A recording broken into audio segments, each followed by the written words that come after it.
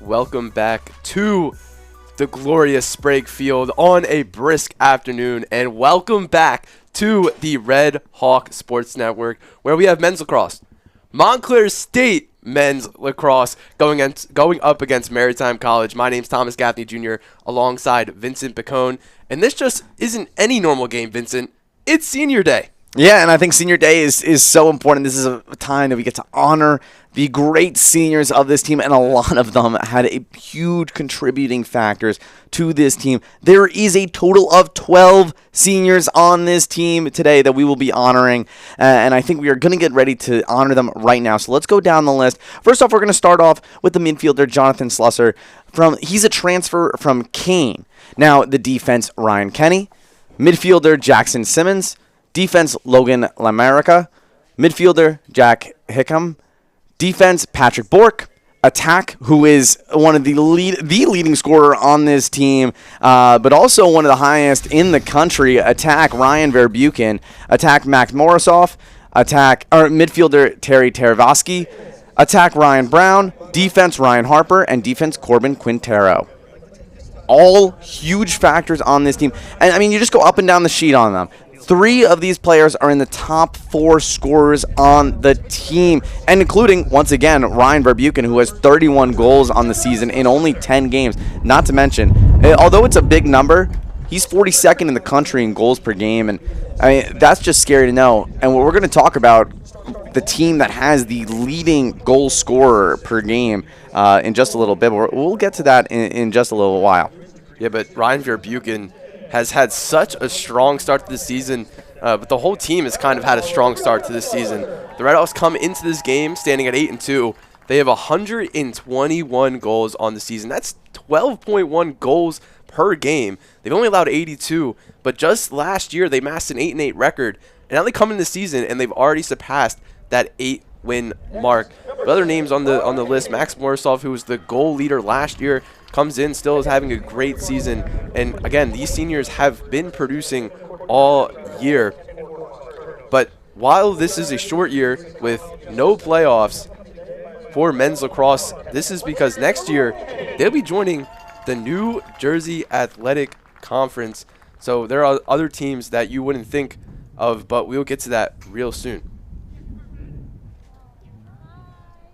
Yeah, and I mean, Tom, last year, 8-8 record, as you said.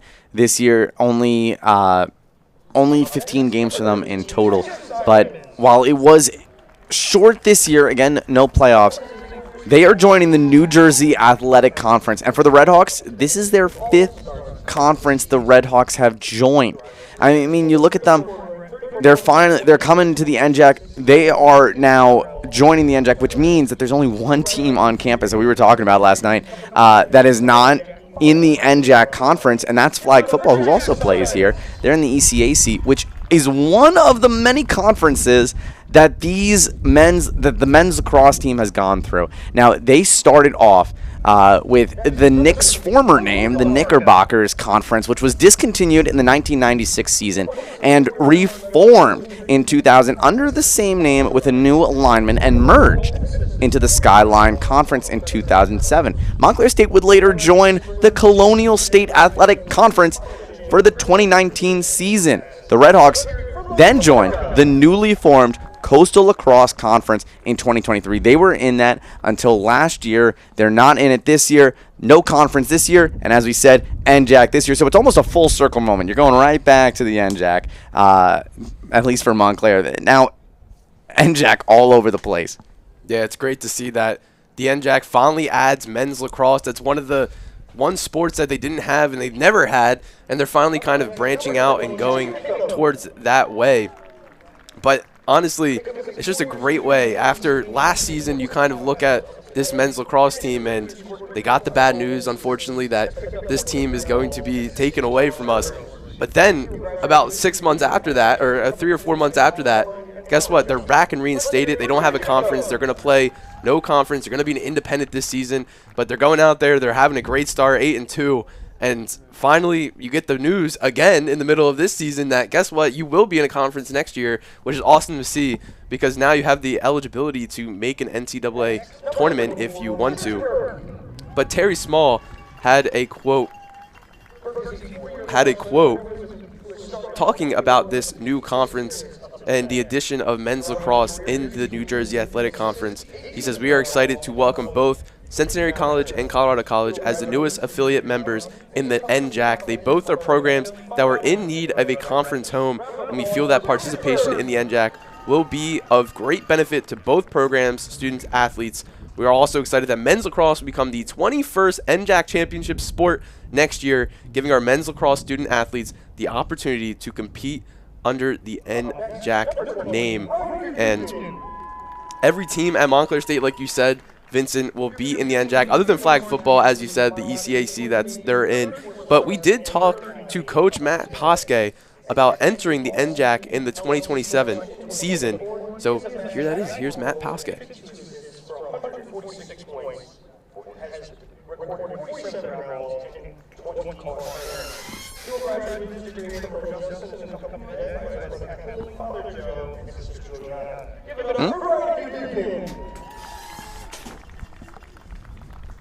All right, well, we'll hear from Matt Posque in just a little bit, but we're going to let you soak in right now.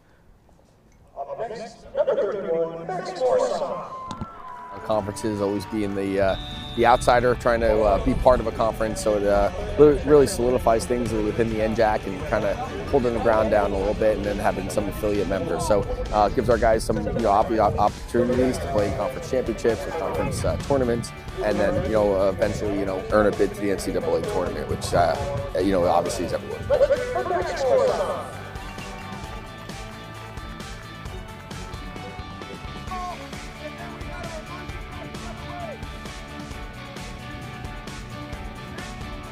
Yeah, it'll be different, but I think it's a good opportunity for our guys. It's if we're traveling or having teams come from other parts of the country, I think it's a good opportunity. Obviously, it's spreading the game of lacrosse, and if we get to take a nice trip somewhere and hopefully reap the benefits of a couple wins, I think that's great for us. Team up, 1, 2, 3. Here comes, get them all. Here comes, start them up. So, Vincent, do you understand how this new conference works? I got to be honest, Tom, I was doing my research. I was really trying to understand it last night, but 1 and 1 was not equaling 2 in my eyes. So, do you understand it? I do understand it. Well, take me through it. So, look at the screen. There will be 2 divisions, a gold division and a blue division. Colorado College and Centenary College of Louisiana, not to be mistaken for Centenary College, New Jersey, which would make sense if you initially got them mixed up, will be in the gold division, while Montclair State, Stockton, New Paltz, and Kane will be in the blue division. But you might be saying, 4 and 1 and 2 in the other makes no sense. Well, here's the catch. One of those 4 teams in the blue division will join the gold division for 2-year stints. So after 2 years, another team from the blue division will join the gold, and so on and so forth. So hypothetically, Montclair State, first year in the NJAC, they'll be in the gold division. That means Kane, Stockton, and New Paltz will be in the blue. After the 2-year stint, Montclair will join the blue back, and then Kane, or one of the other teams, will join the gold. So they will keep an even 3 teams, and the 2 divisional winners of the blue and gold conference will advance to the NJAC Men's Lacrosse Championship game, which will take place annually on the Saturday prior to the NCAA automatic qualification deadline. And I think the big thing about this is that you have this conference, you require 6 teams to be able to have an automatic bid to the NCAA tournament. So adding Centenary College and Colorado College, even though they're really not in New Jersey, New Paltz isn't either, you still allow Montclair State, Kane, all these teams to compete in a conference to be able to try and make it nationally at the NCAA tournament. I think that's the biggest thing looking at this kind of conference that is coming together for the NJAC. Yeah, I mean, it's definitely going to be an interesting alignment, and I'm interested to see, you didn't say it, but unless you did say it, what is the first team to go into the gold division for the next 2 years? And if it's Montclair, I mean, that's an interesting alignment for the next 2 years. And Kane, Stockton, and Montclair, they've played in the ECAC before, or in the Coastal Lacrosse League before. So they've played teams from far away before. But I'm just interested to see, traveling to Colorado, traveling to Louisiana. We talk about great experiences all around this campus, but getting to travel that far to play, the beautiful game of lacrosse, that's got to be a wonderful experience for anyone who's able to make the trip. And kind of looking at it, I think the farthest that we've seen a Montclair State kind of team travel in conference is football down to Christopher Newport in Virginia. But then they also have Vermont College, which they have to travel up to Vermont for that. But that's kind of the farthest we've seen. But again, when Montclair does join the Gold Conference, they will at least have to travel to Colorado or Louisiana to play their games. And I think that's the biggest thing, that they have to travel very far to play these in-conference games. But again, I think they're looking at it as a broader aspect and being able to be at least in a conference, as they're obviously independent this year, and be able to get the NCAA automatic bid as well. As you see right there, all the seniors being recognized in their last seasons. I mean, just one more big round of applause for these seniors, and we can't wait to watch them the rest of this season. We got 5 games left, I believe, including today, so 4 more after this. Just a wonderful season that they've had, a wonderful collegiate career that they've had, and we can't wait to see how they ended off. Maybe a couple records, maybe not, maybe, who knows? We'll have to see. But this is where it starts, and this is a group of brothers that is ready to go out there and take on Maritime College. 2-5 on their season so far is Maritime, and they got a lot to lead up to. Montclair, though, 5-5. This is what it comes down to. You know, last game's out. The one thing that, and we were looking at it, Maritime, their record doesn't really show the kind of team that they are. They play close games through and through. This is their last 3 games. They lost to Kane 12-11. Then they lost to Hartford 11-10. Then they lost to Gianoso 14-11, which was their biggest loss in those 3 games. They're right there. They're playing really competitive. And for a Montclair team that's coming out of a Western Connecticut loss, 8-7, this has everything set up to be a great game.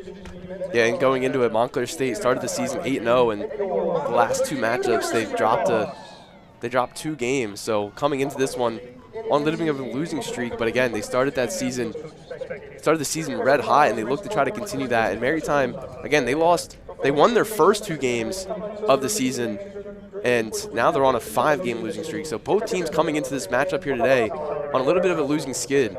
So they're trying to rebound, bounce back, and try to get back on winning ways.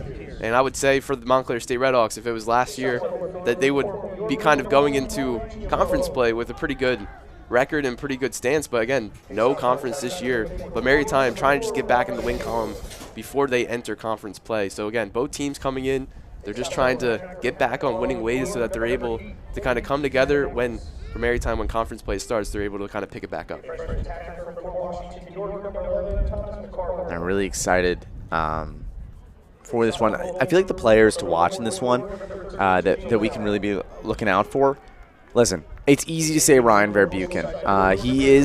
He knows how to ball. He's been here for a little while. He wasn't here last year, but he definitely knows how to ball. But I'm going to give it to somebody else today. I'm going to give it to the one and only, our goalie, Niccolo Halsey. Halsey this year, all games he's started so far, he's allowed 81 goals, but he has 100 saves on the season, exactly 100. And last time out against Maritime College, he went out there, he made 11 saves, and he kept them in this game. They won 10-9 in their last game, and last time the Redhawks improved to 7-1. And extended their win streak to 6 games. Maybe they can kind of turn the tides here and get them back on that winning ways after the 2-game skid. Yeah, I completely agree with that. But again, the defense has been coming up strong for Montclair State beginning of this season. And Halsey's been back there for a while, for 3 years now, going into his 3rd year. But again, he's the main goalkeeper on this team, and he's played basically every minute so far this season. That's what it means. That's what you need behind And Coach Pasque knows what winning is. He knows how to win. He knows what he needs to do to win. And I feel like a player like Halsey understands his rhythm and understands that this is the requirements to go out there and win, and to go out there and really show him who's boss and how to keep a team leveled, especially when, if you're having 100 saves in a season and you play 10 games, I mean, you're having 10 saves per game. Sometimes you just got to bear down the fort. That's what he's been doing. I had to start the national anthem, but again, it is a beautiful day. It is a little bit chilly. I know we had the last couple of days, it's been a nice cool 60, 70 degrees, and then obviously it drops back down. But as you see, Maritime, I don't know, behind their bench, the American flag, they came out and they came out with that American flag and they put it right behind their bench. Maybe it's a good luck charm. Maybe. Yeah, I mean, you'd have to look at the last 5 games to see if they brought up the American flag there, see if it's good luck or bad luck. But I can tell you someone that has been really good luck for this team, and that's the freshman, Thomas McCarville. You look back at his games so far, he's had 2 goals or more every game this season. He's the guy that you're going to look to. And if they're going to break this losing streak, it's going to be McCarville who's going to come up strong. 2 goals against Kane. His best game so far took on New Paltz, which is one of those teams that's coming to the NJAC next year. Lined up 5 goals. That's what you want to see. Shot 67%. Just wonderful. Now, is it going to translate to this defense? Is it going to translate here? I couldn't tell you, but I think his ability to get around and his young talent, I mean, he's got a very nice career set up. We've been playing Maritime for the last couple of years. Probably see him grow into a wonderful player in the coming. And for the other side, Montclair State, kind of just looking at the stats here today, obviously Ryan Verbuchen, like you said, Vincent, pregame, coming in 31 goals, but 2 other names that weren't on the roster last year, but transferred in. Brian Kelly transferred from Stockton, one of the new NJAC teams, and Jonathan Slusser transferring from Kane. At the top of the stat sheet, Brian Kelly comes in 27 goals, 10 assists, 37 points on the season, and Jonathan Slusser 20 goals, 8 assists, and 23 points on the season. Slusser has a goal in every game, and Brian Kelly you got to watch out for as well. Also a goal in every single game this year. But again, going back to Ryan Verbuchen, he's had 2 or more goals in every single game, other than the game they just played against Western Connecticut, which I want to see how Ryan Verbuchen, even though he had a decent game, 1 goal, 2 assists, but it's not his usual stat line. Let's see if he can come in, kind of bounce back, and get back on winning ways for Montclair State. I mean, you look at that, you got to go back to the 2024 season to look at the last time he only had 1 goal against Maritime College back in 2024. So is this the team that knows how to stop him? He's had a total of 18 straight games that he's had more than 2 or more goals.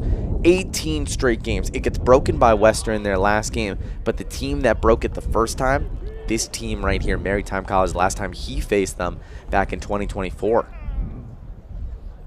And we are about to get underway. The players just tap fist at the middle, and the face-off is pending here today. Montclair State in the nice red and white with the big letters in the back, numbers in the back, and Maritime College in the white and blue. I like the red uniforms for the Red Hawks. Big numbers, but also we don't see them at home a lot wearing these specific uniforms. Maybe it's a senior day choice that they really like these uniforms. They want to show them off to the home crowd. Face-off still out. The long stick midfielder trying to get it. Still a fight in the midfield. Maritime's going to come away with it. Wow, that is a nice stop there. I mean, Patrick Bork, he's got defense, and he's not afraid to show it off. Just stopping Maritime College's run right there with a little check of his own. Montclair State trying to start this attack. Now at the X. Morrisoff.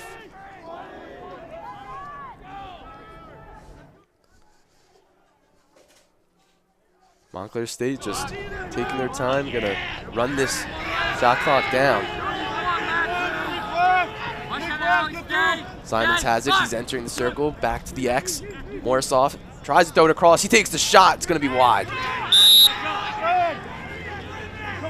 I like the idea there. You know, he's coming around. He wants to kind of make a nice slingshot there to launch one in and have a really good shot that just hits off the side of the goal. And that's not where you want to see it.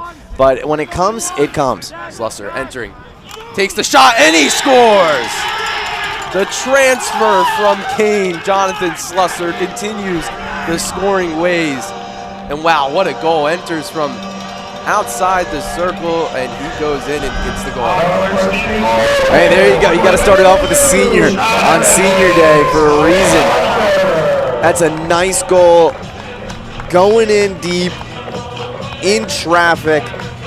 Slusser showing it off, and that's just a wonderful job. That's his 21st goal on the year. 24th point for him. Redhawks off to a nice start. Faro couldn't do anything about that one. In net, the face-off is won by Montclair State.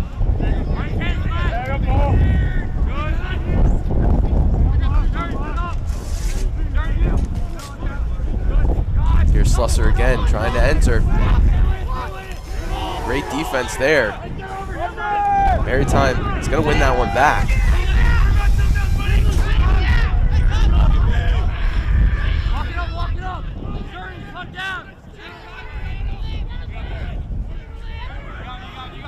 Smith up this left sideline, has some space, he's going to take it.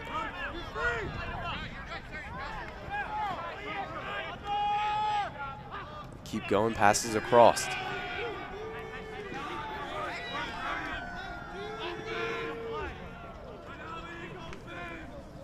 I like this approach from Maritime. They're trying to go up the sides, but Montclair's defense is kind of keeping them away right now. Also, you know, Maritime not crunching down low, and I think that's a big thing. You don't want to get, you know, too into traffic. You can't make a lot of moves in 80 or at 5 o'clock. You can't make a lot of moves near the goal right now. Trying to pass it around. Maritime's going to lose that one. Shot clock is winding down, under 20 seconds now. And a forward's going to try to go in, use his speed. He's got to get a shot off. Now it's 10 seconds. Under 10. Got to make something happen. Hannah Ford drives in, cutting inside, makes the dive. And that one's going to be a flag. Wow, that's just an athletic move down low. I mean, he gets the flag, but he's moving down low. He's got to go around 3 separate defenders. He falls to his side, still able to control the ball, which shows his ball handling skills, and has to make almost a 90, 45-degree angle shot there. Doesn't go his way because Halsey is able to make the stop, but nonetheless, that is perfection.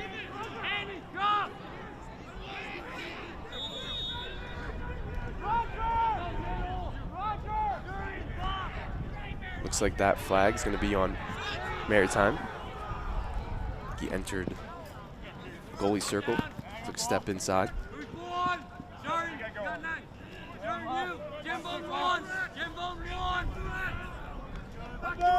Finnan has the ball now, going to just slow it down just a little bit. Montclair State likes to take their time on here, and they try to just find an open lane, try to take it and get the shot off. There's Rip Buchan cutting inside, back out to Morrisoff. Here's Brian Kelly entering, takes the shot, and he scores! 2 seniors lead off the score sheet here today. First with Jonathan Slusser, and now Brian Kelly. Both the transfers coming alive here. The Redhawks lead 2-0.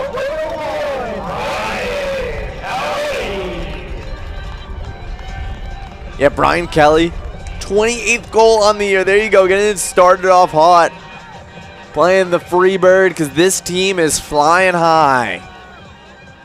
Gotta love it early in this one. And you make a move so early like that.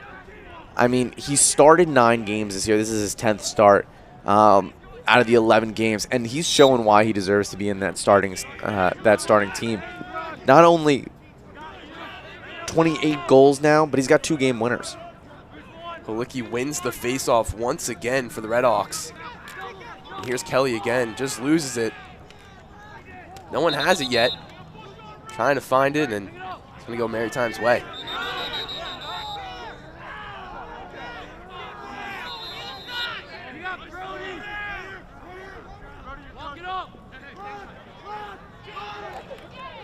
Ball still loose. Trying to fight it, and that's just a great job right there by LeMacara. But guess what? Maritime wins it back. It's Nordstrom going in. Cuts back inside, finds an open man cutting inside. That's going to be Tyler Mahood. And he's going to get a goal back for Maritime. That's Tyler Mahood's 11th goal on the season. And I like that move there. You got a nice intertwining style down low. That's a wonderful feed. Going back up to the front, ball up top, going in traffic. Makes a nice bounce there and just lobs it in. That's just a great job by Ryan Hannaford. He drives in, finds it back out behind the net, and finds the cutting Mahood to get a goal back for Maritime. Face-off still out and about, still trying to fight for it. So they're going to call a foul in Montclair State.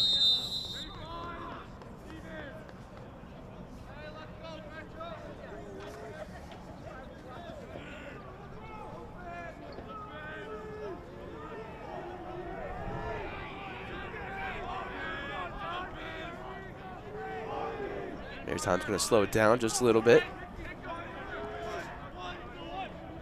Attacking a lot on this left side. The leading goal scorer in McCarville. Great defense by the Redhawks. Gets it back over to Mahood. Mahood finds a line. Good save by Halsey. And that's just a great one right there. Oh, Halsey's down to a knee on that one. And he's somehow able to pick up that ball and still be able to control it with, I think, 2 Maritime players just jabbing at him. The Redhawks found it right in front of the net. Morisov's going to take the shot. It's going to be wide right. Redhawks still keep possession right there.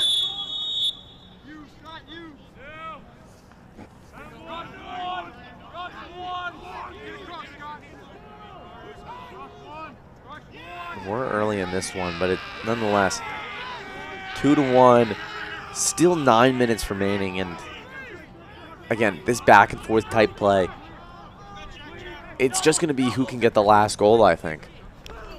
Nordstrom takes the shot. And one bounces back away towards the sideline. Redhawks going to keep possession. That was a really close shot. I mean, it looked like it hit just around that corner spot. I like the idea of going to the top right corner. Just a small miss. That's a nice pickup there by O'Malley. O'Malley with the save. Maritime now back on the offensive possession.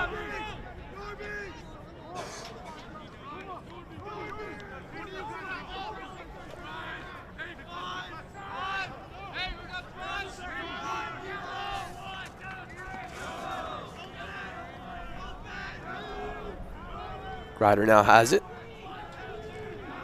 Passing it back behind the net goes to Hannaford. Now to Fazio resetting. Shot clock down to 40.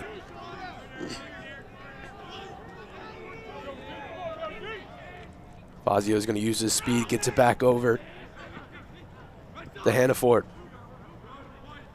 Look at this Redhawks defense. They're able to really contain Maritime so far. And I think that's what's been the difference maker. I mean, Maritime has not been able to drive in the paint without contact, without force, and the Redhawks a lot more aggressive down low.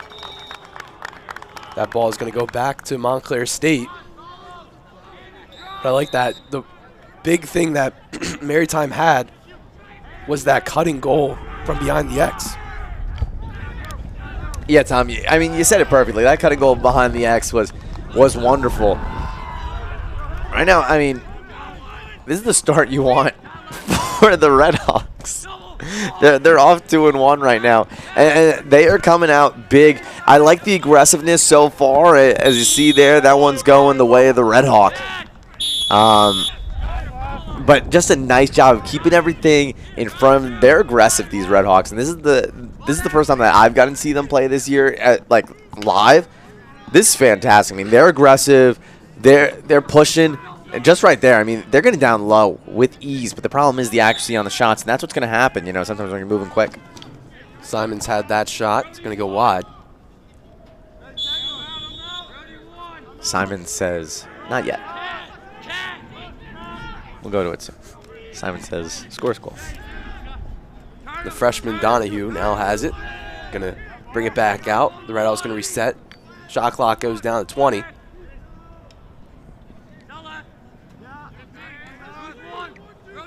Back out to Donahue. Takes the left shot. Going to be a save by O'Malley. Redhawks now have 10 seconds on this shot clock to get something off. Kelly from the X. Diving inside. Turns around. Takes the shot. It's going to be wide. And that's going to go the other way. Can we just talk about the athleticism of these Redhawks so far? I mean, that is like the third time we've seen it. I mean, Kelly has done it more than once. Almost making a Derek Jeter type throw there with the lacrosse stick.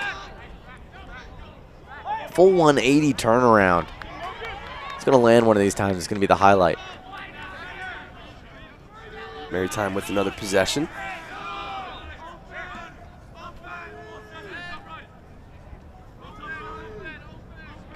Five minutes, 47 seconds left in this first quarter.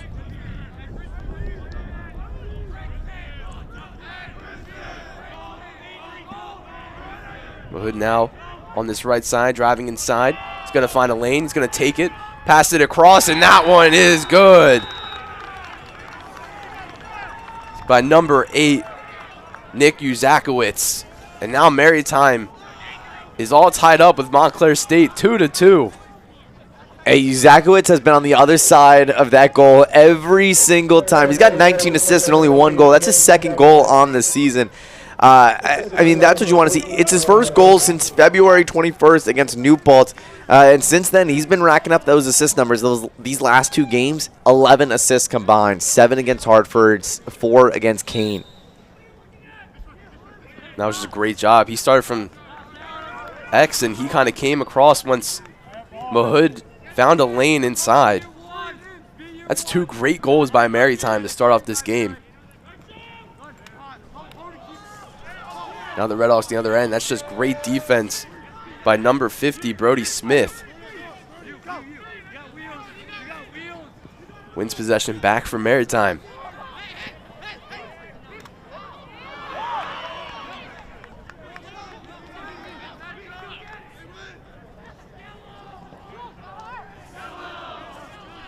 Get that one up to McCarville.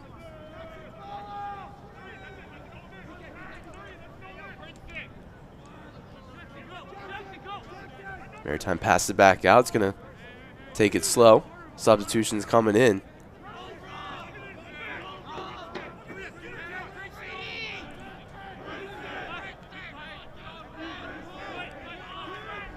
Hannaford has on the left side. Picked by Wiegand. Cutting in. Redhawks standing their own ground. Shot clock under 30.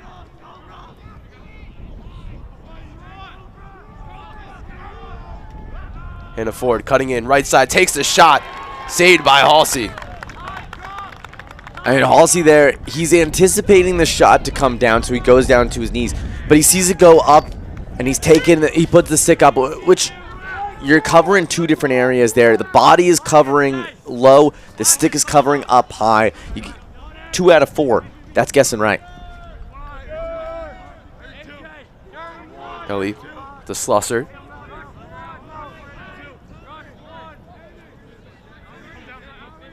Now driving in. Simons back to Morrisoff behind the X, trying to cut in, find a man cutting. Still has it. Coming around. Gets it back inside. Wow, what a goal!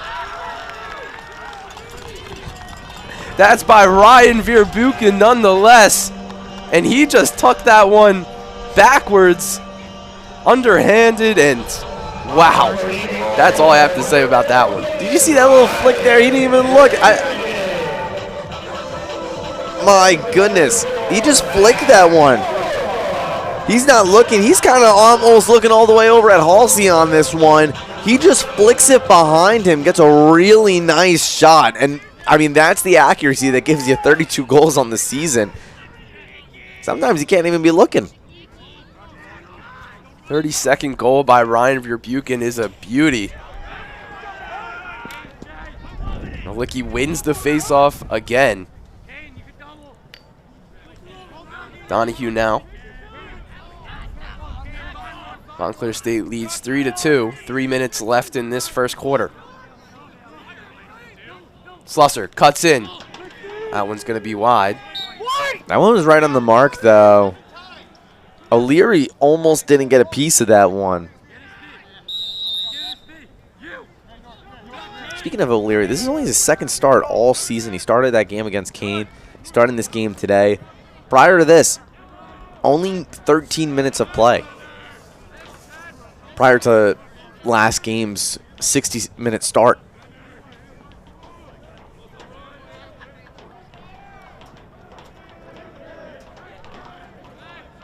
Maritime now has to find a response, which they've been doing very well. Scored 2 unanswered goals when Montclair went up 2-0.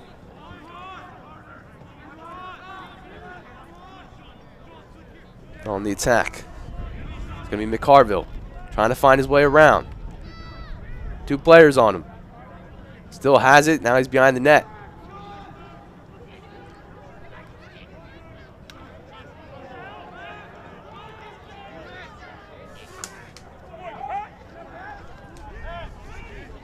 Zakowicz kicks it back out to Hannah Ford. Under 12 seconds down the shot clock. Takes the shot. Hannah Ford with the goal. There's another response by Maritime. And now it's a 3-3 game. That's just a wonderful shot. He's 10 yards out on that one. There's a whole bunch of Red Hawks, a whole lot of Maritime College players down there, and he's able on a 45-degree angle to find the net and take it right past Halsey. Look at this one. Love the angle. I think he went bottom left corner on that one, if I'm not mistaken. Just a dart. If you're the Red Hawks, I think you had to expect that one. The shot clock winding down, had to get a shot off. Hannah Ford uses his speed, gets around, and just an amazing shot as well. Halsey couldn't do anything about that. The ball is still loose, bouncing around. The Red Hawks are going to get it, and they're just going to get it back to Halsey inside the circle so he can take it. Well, you know, Tom, I think Corbin Quintero, on that play, on that goal shot, he kind of knew that there was something he should have been doing. He banged his stick against his head, almost knowing like we got to put more coverage over there, especially with the shot clock winding down. Got to know the situation. Carville now has it. He tried to get a counterattack goal there, but the Red Hawks defense stands strong. Hannah Ford, the goal scorer, now on it.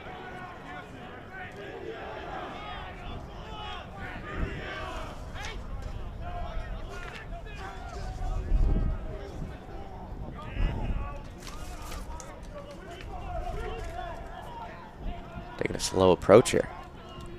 They're slowing it down, trying to get the substitutions in. This is what Maritime does. They like to kind of wind the clock down as much as possible, and you do have 35 seconds left, so you could take the last shot of this quarter. Hannaford coming in, driving in. No space. Finds a cutting man. Halsey with the save. And they're going to call a foul on Maritime, and it's going to go the other way. 17 seconds left on this clock. Montclair's going to have to get down fast.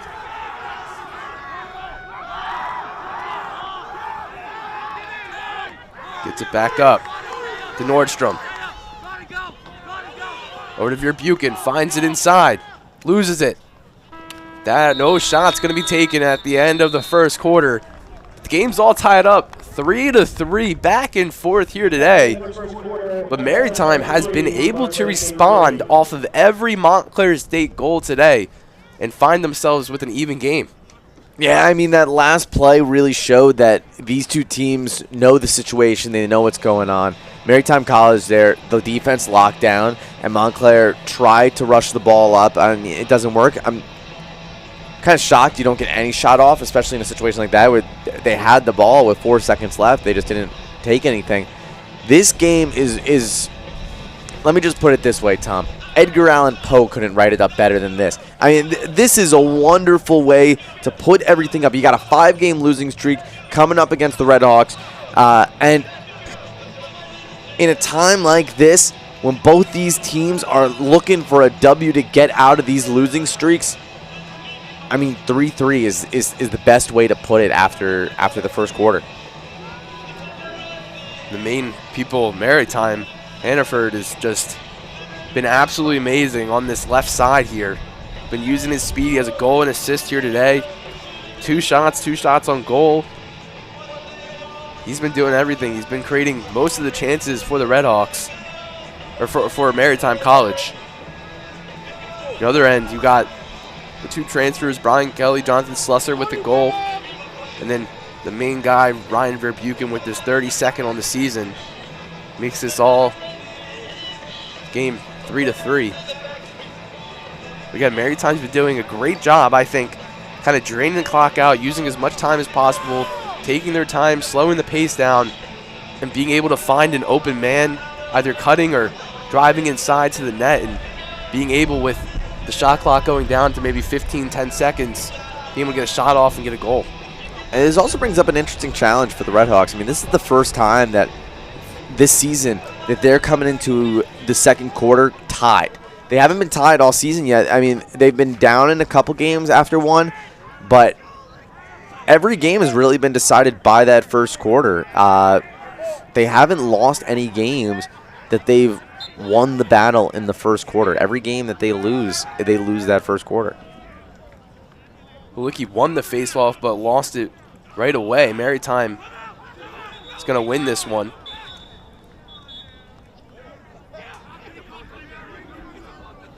Coach Bosque is going to have some words on that far side. Halicki thought that could have been maybe a penalty and would have been a man up there.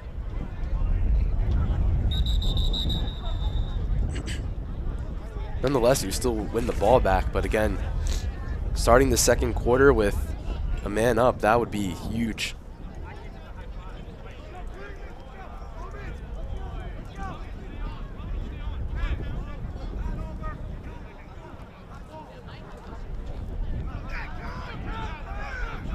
But again, I think you mentioned it pregame that even though this Maritime College team is only 2-5, you can't underestimate them because most of the games they've lost were kind of 1 or 2 goals, a 2-goal difference.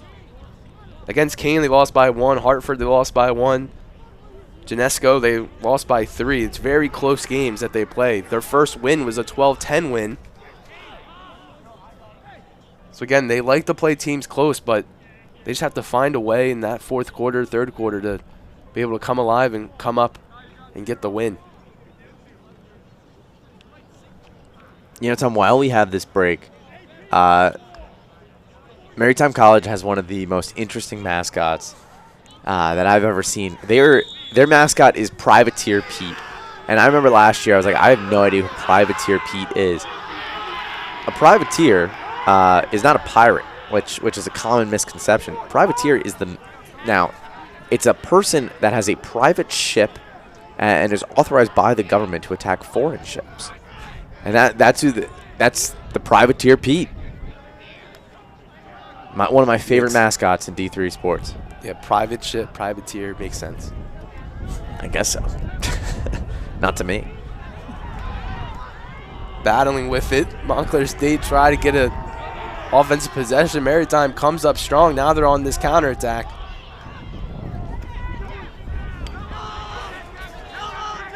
They have numbers.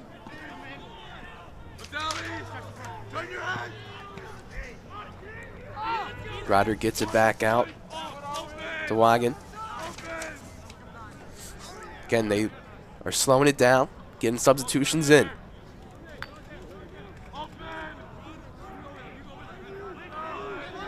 Carville now on this left side.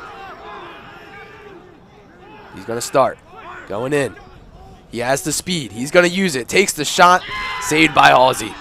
Wow, that's a nice guess by Halsey. Again, I love the idea. He's going down on the knees. Every shot he sees, it just depends on which side it's coming in on at that point. And he's using his body as almost a brick wall. Wow. Ryan Kelly with the goal. He used his speed as well. Got around a couple of defenders and just took that shot, a rocket. He just cocks it back on that one and unloads. I mean, you can't write it up any better than that. He's going on the opposite end, and he is just launching it. Look at this goal, guys. I mean, that's phenomenal. That's just a great job by Kelly, especially on that counterattack when Maritime had no numbers. Montclair State had the numbers, and they used it to their advantage. Hey, and Coach Potske is looking at Kelly and saying, hey, you know, we're going to need you next year. 3 of our top 4 scorers are leaving. You are the only one that's staying. We're going to need you in conference play. Flag comes up.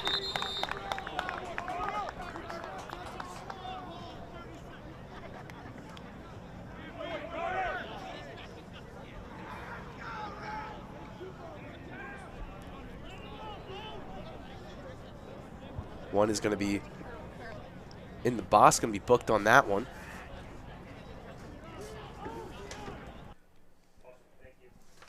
Giambone has the penalty.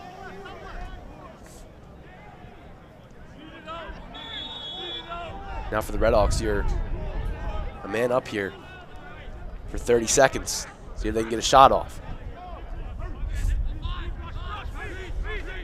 Kelly has it. Back to Donahue. Inside, takes the shot, bouncing shot. It's going to be over the net wide. That's from Henry Nordstrom. I like the idea by Nordstrom. He's trying to kind of keep it in front, get that short hop to go over O'Leary's head. Wow, another goal by Jonathan Slusser on the penalty. With the man up, they take the last second shot before it ends. And Slusser with another goal. The Redhawks now lead 5-3. Hey, just like Devo says, whip it good. He does it there. I say whip it. Again, the 2 transfers coming alive. Brian Kelly, 3 points on the day. Here's that shot. Wow. 2 goals, 1 assist for Kelly, and 2 goals by Slusser. Brings the lead of 5-3 for the Redhawks in this second quarter.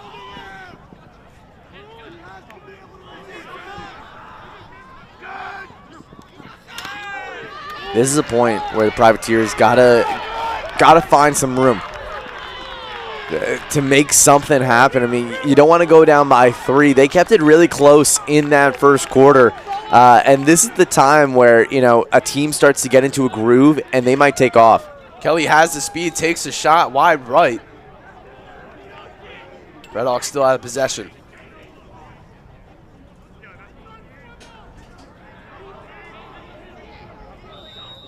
Brian Kelly reminds me so much of a player last year, Cody Cooper. Graduated, and Cody Cooper, he used his speed a lot up this left side. And Brian Kelly, they saw they're missing a piece. Pasque saw they were missing a player, and they needed to kind of replace him. And Brian Kelly's coming in and basically doing what Cody Cooper did last year.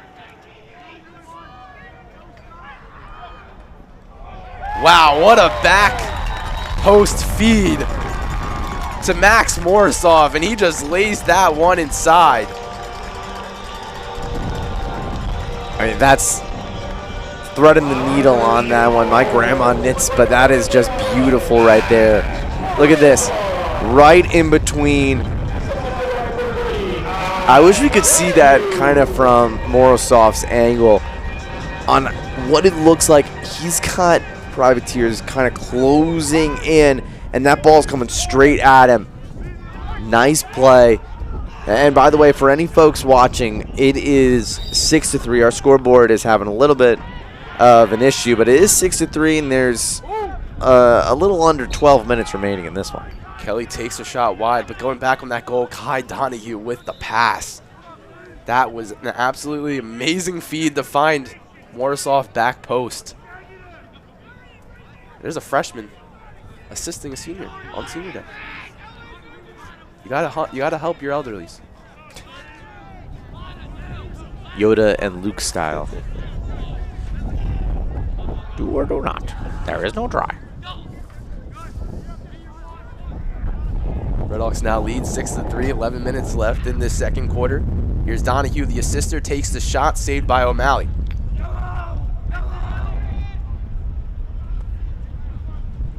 That one he just, again, like the idea of going down low, because they've been, again, we've seen the side whips, the tomahawk chops coming up from the top. Haven't seen a lot of those bouncers go in yet, but I mean, if you keep mixing up the angles, it's going to be harder for O'Leary to come in and make a move. Maritime now looking to respond. Of 3 unanswered goals by the Redhawks.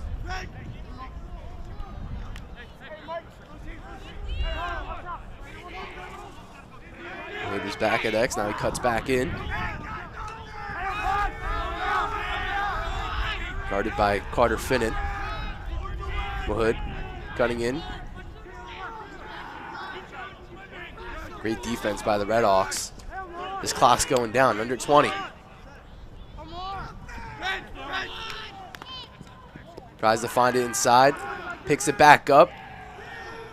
That one goes wide, out of bounds. Maritime's going to keep that one, but 10 seconds on this shot clock. That's a nice save there by Halsey. It kind of goes unnoticed because it hit off and just kind of rolls to the opposite end.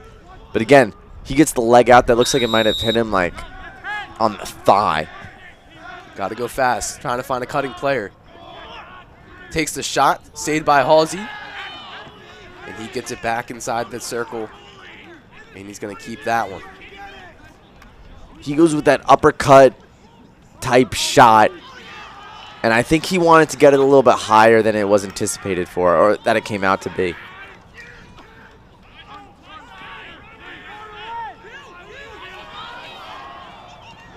Montero loses it.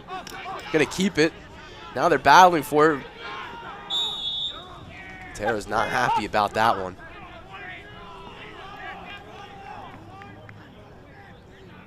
This definitely is not. And you got a moment there where Halsey came out of net, kind of off his post.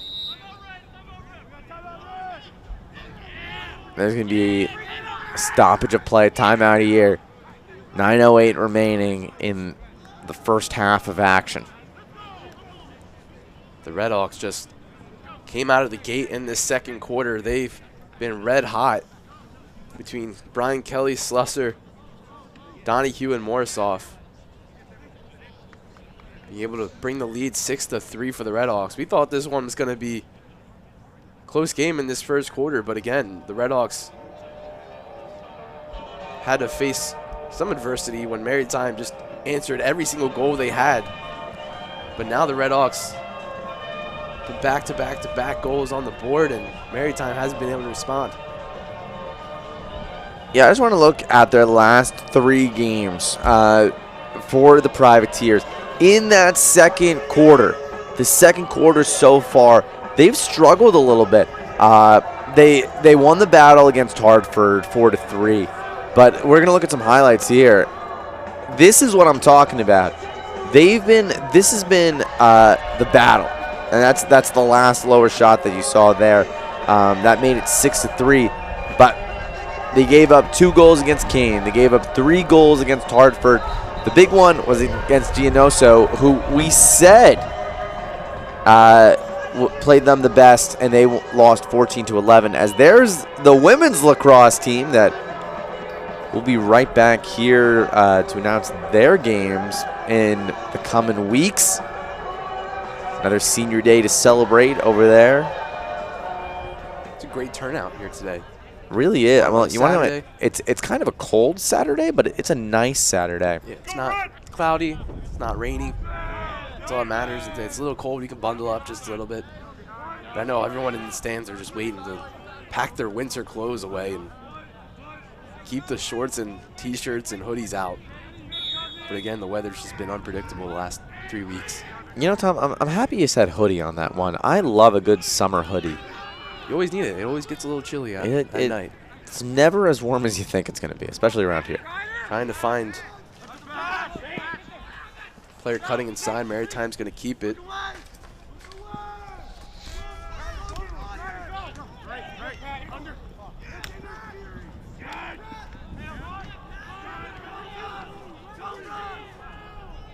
Hood now cutting in.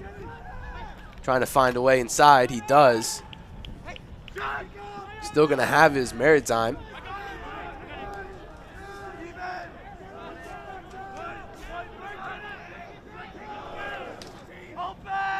They're going to reset here. Regan now cutting in.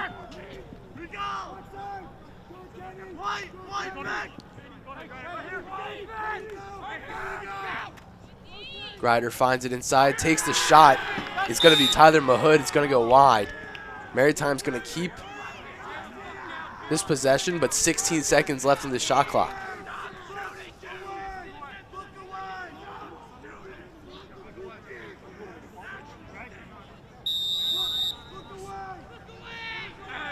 Clock's now winding down. Grider cutting inside. Finds a cutting. Mahood takes the shot. It's going to be wide.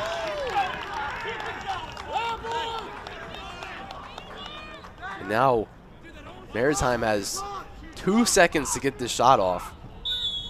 See, they kind of just throw it away there. Montclair State's going to retake possession.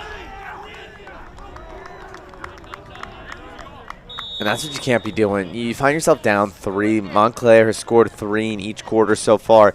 This is the time to really start to chip away at that lead. You let it get this bad, you got to stop the bleeding somehow. And to stop the bleeding, you got to put a patch over it. Great pass up to Carter Finnan. That one over the head of Brian Kelly, and Maritime's going to win it back.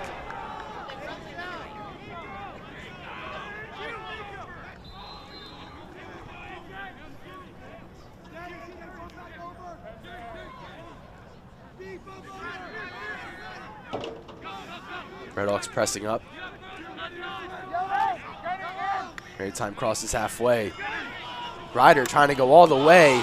That's just a great job there by Sean Stevenson, the long stick midfielder, to win that one back.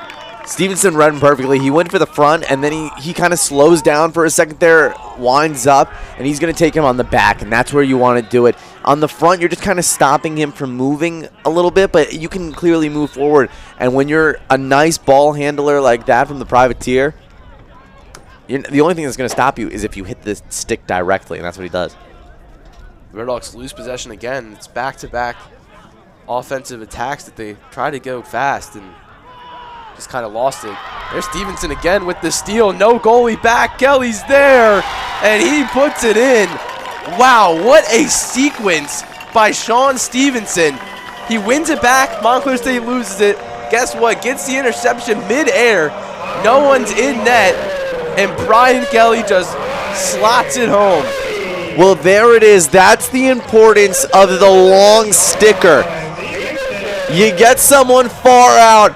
That's a ball that should be clearly caught if there's just a regular stick there, but not today. You put it up, and it's almost like a field goal net. That's just being caught. You got a nice open net. Nothing better than to throw it over to Kelly. Stevenson's 3rd assist on the season. The Redhawks now lead 7-3. 4 straight goals. Maritime has not been able to respond.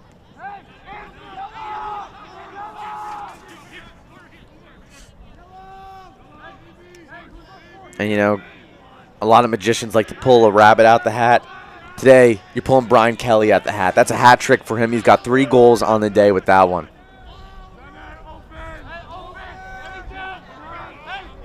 Comes Maritime. Joseph Fazio cuts in. They're going to lose it. Tries to make a pass across.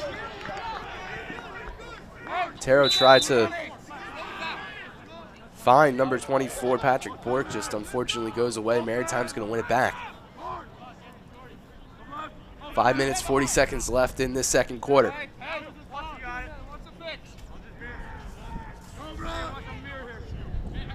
Maritime slows it down. Michael Wagon now cutting in. Finds it back outside. Takes the shot and a save there by Halsey.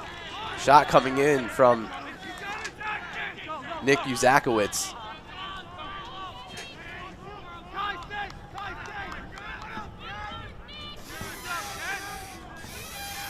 Also got to give big credit to Halsey. Last game, he recorded his career 250th save. Kelly cuts inside, makes the underhand shot. It's going to be saved by O'Malley.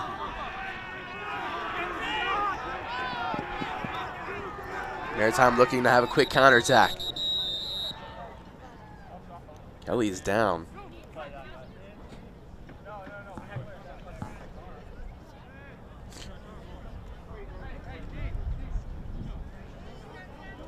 Well, you know, 7-3. Looks like the Redhawks are kind of going away with this one right now, and this is a commanding way to go into the second half. You got 5 minutes remaining, 7-3 right now, and again, you can look at their last couple games. The story has been they've been losing the second quarter. They've lost the second quarter every game. They've scored 7 goals in the last 3 games, or 6 goals in the last 3 games in this second quarter. But last time they got shut out by Western Connecticut State, they scored 3 against Penn College, but they gave up 5 in that loss, 16-12. And then they won the game against Keene, but they lost the second quarter. Keene scored 4 goals to go into the half tied at 4 apiece. But now you're under 5 minutes, and Maritime has not scored a goal in the second quarter. So again, Montclair State, maybe they went into practice. They knew going into the second quarter, they knew that they needed something to fix. They needed to fix the mistakes, and they've been playing great defense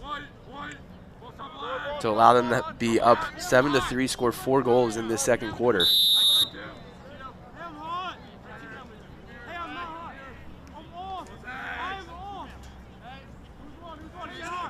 Under 5 minutes of the second quarter, Maritime has possession again.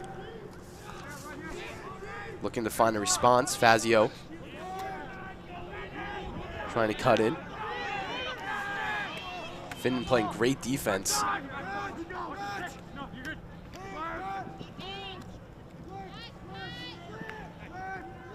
Zakowicz now just gets it back out to Mahood behind X. 40 seconds now on this shot clock. Looks like he's waiting for his offense to line up. No subs coming in or out. Mahood taking his time, cutting in. Bork hits that one away. Shot clock now will reset. I like the idea that he kind of takes Bork off his step, which is a hard thing to do for any player. Bork's elite, but the accuracy on that shot wasn't there. That last shot, though, that was kind of the placement that you want to put it. But Halsey, quick hands. Wood tried the shot there. It's going to go wide. Montclair State wins back possession. Halsey's going to boot it up. Kelly's back on the field already. Good knockdown there. Maritime's going to win it back.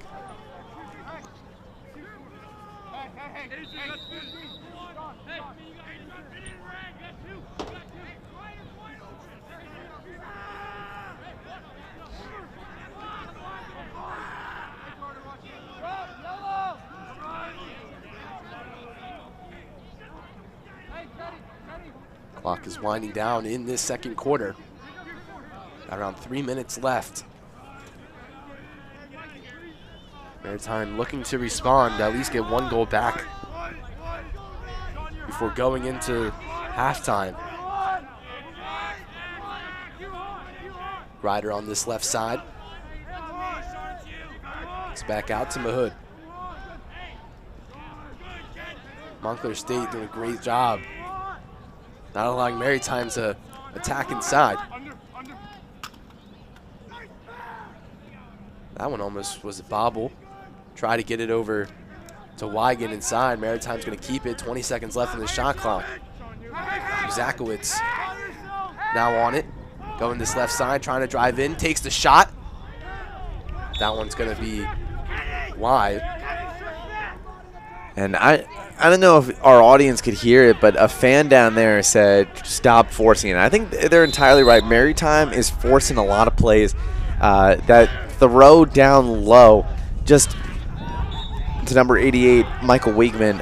I understand the idea. You want to try to thread the needle there, but it feels so forced for a team that, has shown that they can kind of work in and kind of battle this team inside, but they're just not. They're playing outside. They don't want to kind of crunch the paint whatsoever. Instead, they're saying, all right, we're going to kind of work outside and try to get in. Wow, that was a great chance by Maritime. They had 4 seconds on the shot clock, and Ryan Hannaford just cuts in and got the shot off, but it hit off the post.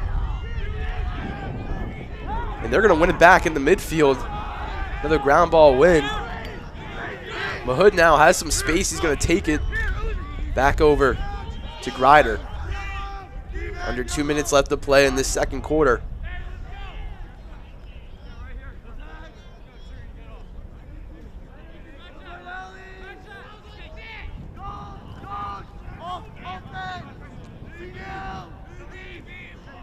Maritime going to slow it down.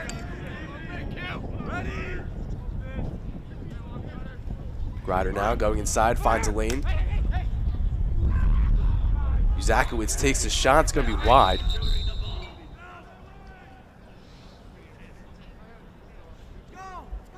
Looks like Montclair State's going to take a timeout here. Minute 13 remaining in this first half. Takes their second timeout. Maritime will have 41 seconds on the shot clock. On the game clock, you have a minute 13. Again, Montclair State defensively, I think, has been doing a great job, especially stopping Maritime from either cutting inside or having a player just kind of dance around you and find an open lane to get a good shot off. There's been nothing, no good chances for Maritime in this quarter. Again, Montclair State is doing great defensively and then using it on their side to have some good offensive possessions. But in the last couple of minutes, you've seen kind of Maritime dominating, winning the ball back and being able to get the ball back in transition and getting multiple possessions in a row. Again, nothing to show for it. No, I mean, this has been a cold quarter for the Privateers.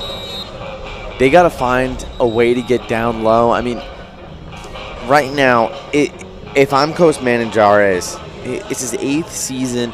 You got to find some way to get inside. Whether it's just that you want to know what, forget about the plan. Just go do whatever you can for the next minute and 13 seconds. Show what you got. Don't force anything. If I'm telling you a play that you think you're going to force or I'm going to make you guys run laps, just don't do it. Go run laps later. Do whatever you can to get in the paint and get something down low. Halsey has been really good so far, but I think the one thing that has tripped him up is the unexpected shots. Maritime's putting up a lot of expected shots. They're driving down low. just kind of popping one in, or they're far out, shot clock dumping down low. When it kind of looks like, all right, well, he's going to keep moving, he's going to pass that one off, and then they take the unexpected shot, Halsey's struggled. Wagon now driving inside. They're going to call the flag there. Looks like it's going to be on Jack Kane. That did not look comfortable for anyone involved in that play. Actually, they're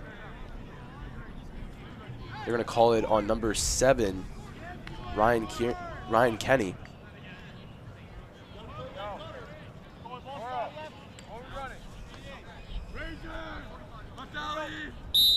No, they're now Montclair State. Down a man. Let's see, this is where, for Maritime, you got to get multiple shots off, multiple chances on net. You're down a man, you're ending this second quarter. Got to be able to get some shots. Well, here's my problem. They're playing Ring Around the Rosie right now. This is your time to drive in. Gets it back out, takes a shot. Halsey with the save. Shot coming from Tyler Mahood. Maritime now has another opportunity, under 30 seconds left in the second quarter. Gotta go quick. You need at least 2 more shots here. There it is. They just lost that penalty. And they lose it. Corbin Quintero's gonna take it. He's gonna go fast. Montclair State still down. Tries to get it to Fierbuchen. Now fighting for it. Fighting for the ground ball. Maritime's gonna win it back. Got 4 seconds left. And it looks like that's how the second quarter is going to end in the first half. Montclair State up 7-3 after a 4-goal second quarter. And they are coming alive in this game. And we looked at the first quarter as 3-3 going into it, but Montclair State, 4 straight goals. And they're up 7-3 now. Yeah, and here's the big stat for me, folks. If you're looking at this right now, 4 goals to 0 in this second quarter. Maritime outshot the Redhawks 14-9. 6 of those shots were on goal. Here's my big thing. They have been forcing a lot of shots. Way too many.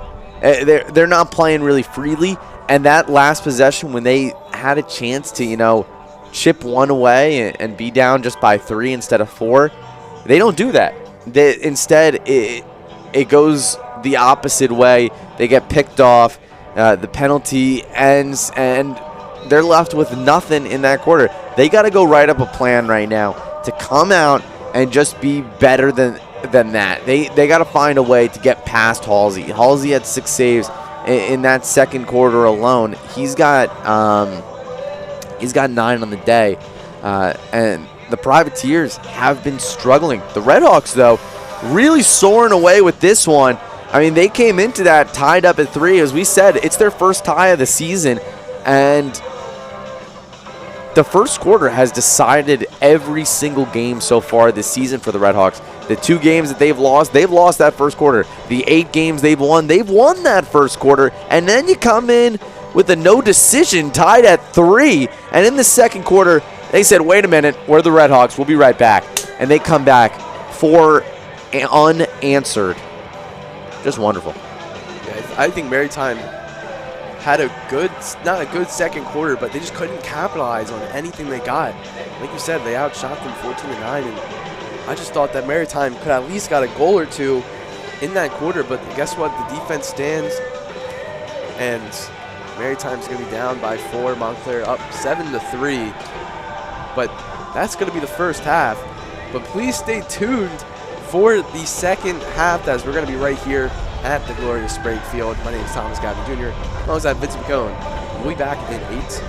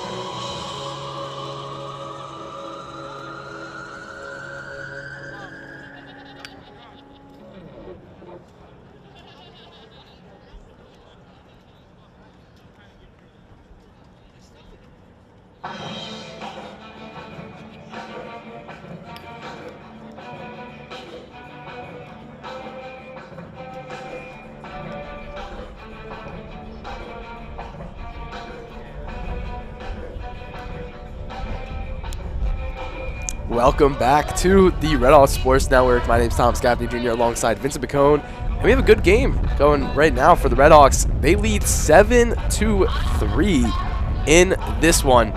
And the Red Hawks, after that first quarter, it was 3-3 all tied up. And going into the fourth, or into the second, they came alive. 4 goals in that second quarter. They allowed 0. Here's some of the highlights.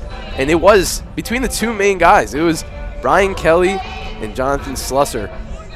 Their transfers coming back-to-back goals on that one. I mean, this was everything you wanted, and you see it right there. Listen, that's the last goal that we saw from Maritime. They struggled after this. They just could not get anything off, and there it is. That was one of my favorite goals that we've seen so far today. Everything you want to see, and that's from Slusser once again. This one inside to Morisoff was perfectly, you threaded the needle down low, and then the interception. Nobody home, but he's going to ring the doorbell anyway, and Kelly's walking straight into the home, going to grab the cookie jar and take everything for his own. Yeah, those last 2 goals we saw from one, Sean Stevenson, who was able to make the interception and pass that one up for a straight goal to Kelly. And then also the one from Donahue to Morisoff. I think that one was brilliant. Kind of Donahue just saw it and was able just to pass it right back post, and Morisoff laid it in. But now you have this 73 game. Maritime trying to get back into this one as they outshot the Red Hawks. I think they had more possessions in that second quarter, but just not able to get on the score sheet. Well, this is the difference that I saw. Listen, there was 2 different teams playing there. One of the teams was kind of making quality shot opportunities, really, making aggressive opportunities. And listen, sometimes the ball gets away from you in those opportunities because you're moving quick, you're moving down low, and you're moving as fast as could be, spinning in and out. And the other team, was kind of really taking their time. They wanted to write up the perfect scenario. And, you can watch any sport in the world. The perfect scenario is not going to come when you want it to. It's going to come when it's off chance, when it's not supposed to come. And that's what happened to Maritime. They got outscored 4-0 in that second quarter. And that's how you find themselves down 7-3. The Red Hawks win the face-off. They get the first possession of this third quarter. Trying to continue the scoring ways. And wow, what a goal. Starts off quick. Guy Donahue, the freshman, collects it and just takes the shot, finds the hole between the keeper's legs. And now the Red Hawks up 8-3 in this one. Like a train and a mountain. Hey, you're not going to go over the mountain. You're not going to go around the mountain. You're going right through the mountain, making the hole yourself. The Red Hawks start red hot in this third quarter. Guy Donahue. Again, they've been able to capitalize at the beginning of these quarters. In the first and the second and now in the third. They've scored early on. And they win the faceoff once again. Jacob Halicki doing a great job today. Out there in the circle. Great defense from Maritime. The Red Hawks going to keep that one. Cutting inside is Slusser, and he hits it and gets it. Wow. 2 back-to-back goals from the Red Hawks. Now they're up 9-3. Slusser with a little bit of a shimmy there. In, out, slicing and dicing, getting lost in the sauce.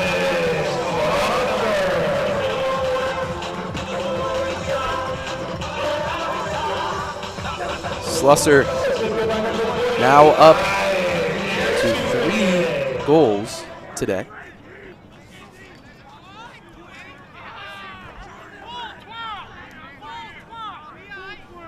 And this is lining up to be what could be a hard game for Maritime if they're able to keep this kind of rolling.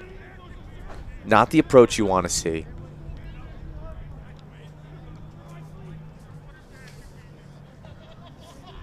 Halicki and Christopher Leno in the circle.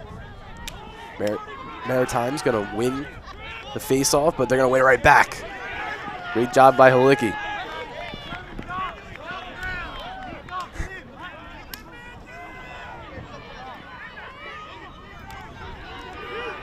Still in the middle.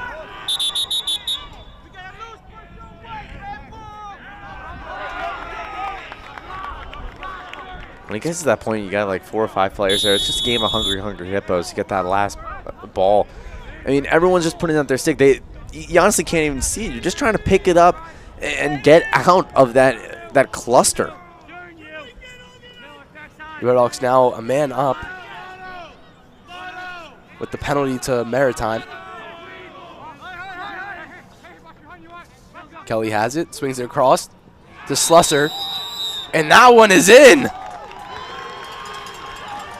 Oh my goodness. Kelly the Slusser, the main duo here today.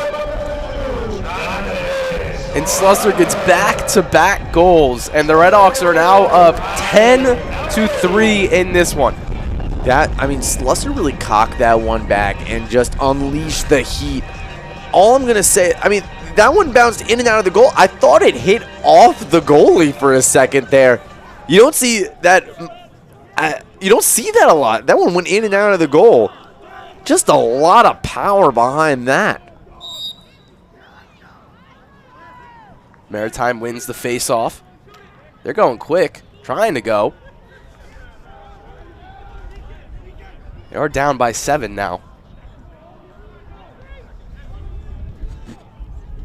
Thomas Kennedy now on the ball.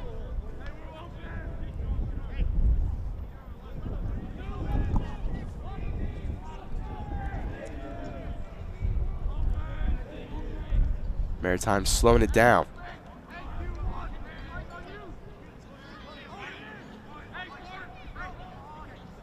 Wagon trying to drive in. No one's there.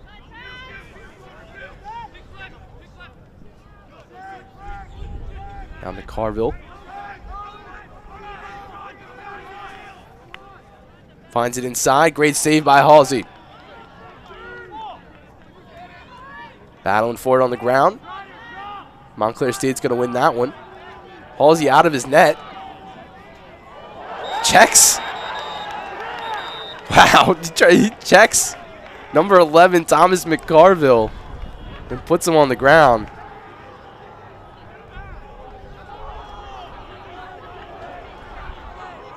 And guess what? He's going over, and he's going to be in the box. We got to bring in the next goalie here. And it looks like you don't see that. You really don't. You don't see that that often. Coming in is the sophomore Noah Carbon. And,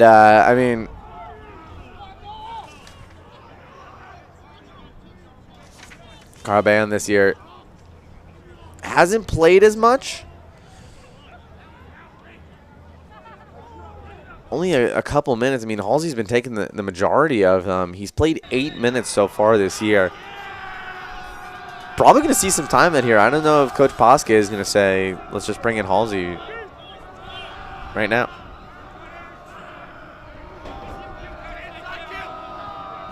Montclair State now down a man. Backup goalkeeper in. Takes the shot. Saved by Caravan. That's his first save on the season. And there's Maritime's goal back by Ryan Hannaford. When Montclair State's down a man, they capitalize. Halsey's coming right back in. It's a very hard position to kind of be put in. It's a very hard position to not be mentally prepared for. Everyone always needs some time. Even it's like bringing a starting pitcher into a baseball game after your original starting pitcher goes down. You're not really mentally ready for that day. You're kind of told hey, you're not starting today. You're starting tomorrow. And you're coming in now, and now you have to work with this, and you're like, I have no idea what's going on.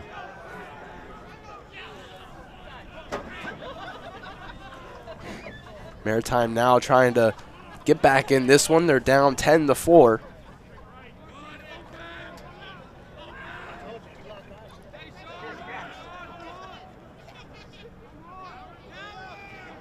Gonna slow it down.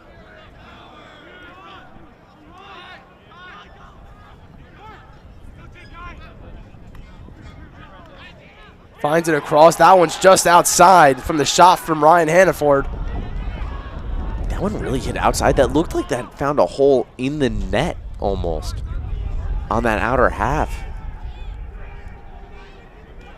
Oh no. Hannaford now one-on-one with Halsey. Takes the shot and he scores. That's how you write it up. A quick slip up from Quintero. And then you're on the move if you're Ryan Hannaford.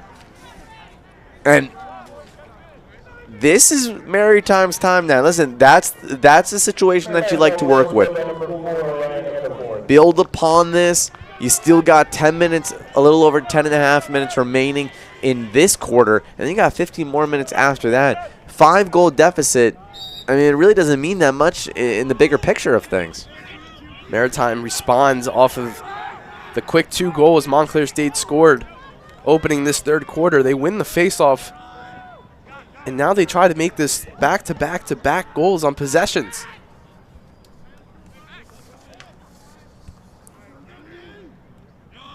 In those 2 possessions, you had a penalty which caused Montclair State to go down a man and allowed Maritime to score.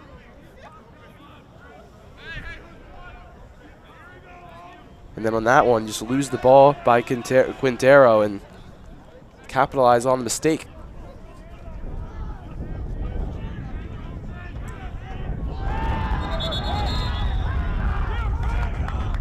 Going to call that one on Maritime. Montclair State wins the possession back.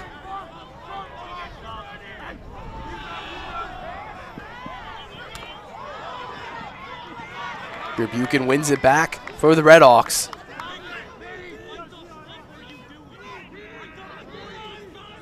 Donahue now has it on this right side.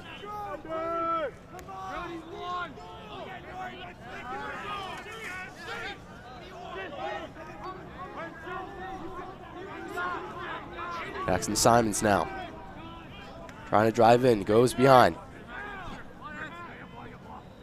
Back out to Kelly. Now Nordstrom.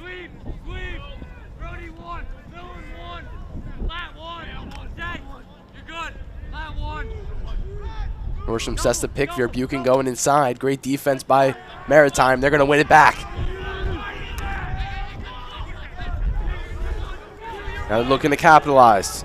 Brody Smith coming up. Tries to take the shot. That one's deflected by Sean Stevenson. Smith is caught off guard on that one. He thought he had a clear opening. He was kind of taking his time a little lackadaisical, winding up for that one. And the defense of Montclair State comes up behind and says, not today, bud. Now Kelly in the corner.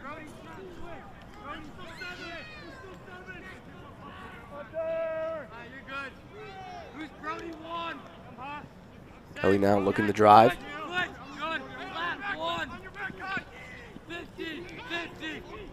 Wow, what a step. What a goal! He put Ryan Gambone on skates, and he puts it right through the 5-hole again to get another goal. And now the Redhawks up 11-5. Kelly had some oomph behind that one. Listen, the Liberty Bell is cracked, but if you give Brian Kelly the hammer, he might break the whole thing with that kind of slam.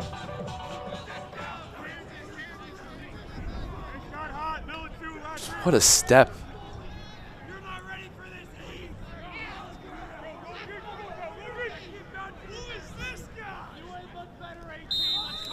Kelly now with 4 goals and 2 assists today. Montclair State's going to win that one.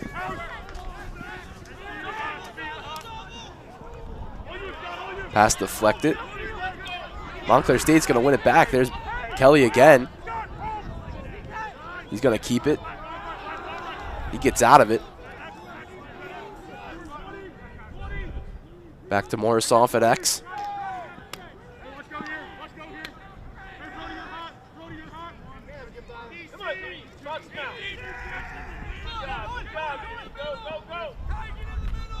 Here's Morrisov entering in. Off the crossbar.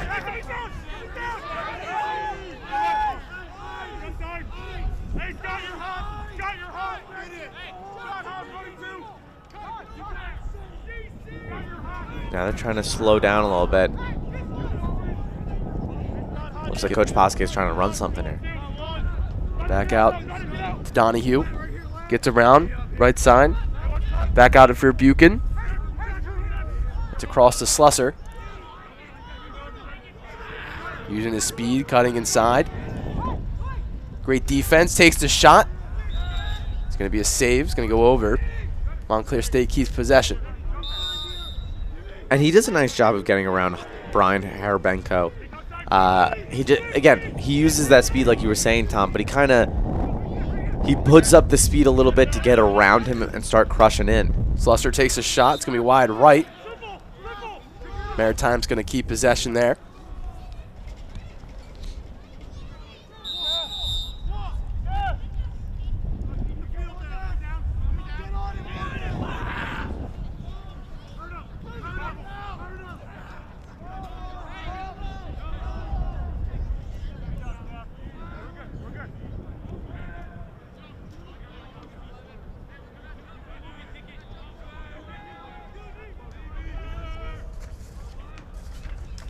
Now Maritime.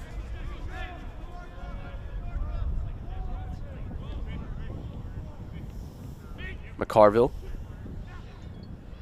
Trying to find a lane inside. He can't find it. Kicks it back out. Uzakowicz.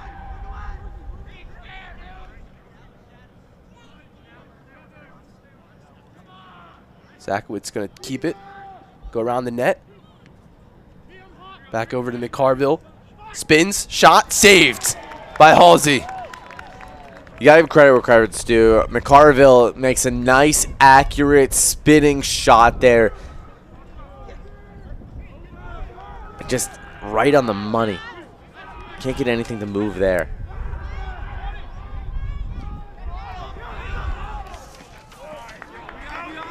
Vazio gets it up to Noberto.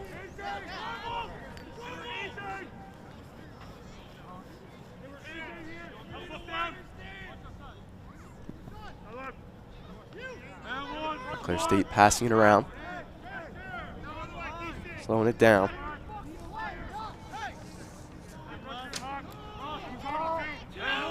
Now Noberto. Has the space right side, cuts in. Back out to rear Buchan. Tries to find the pass inside. No one's going to be there. Maritime is going to regain possession.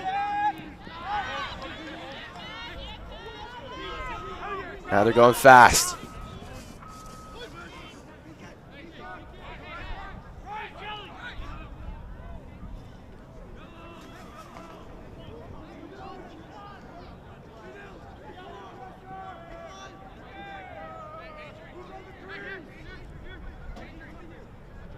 Four minutes left to play in this third quarter.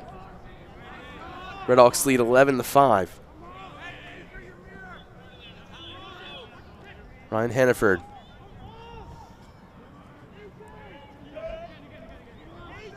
No help. Shot clock under 35. Great defense there. Trying to find Wigan inside. No one's there. It's going to be collected by Halsey. The Redhawks now back on the counterattack.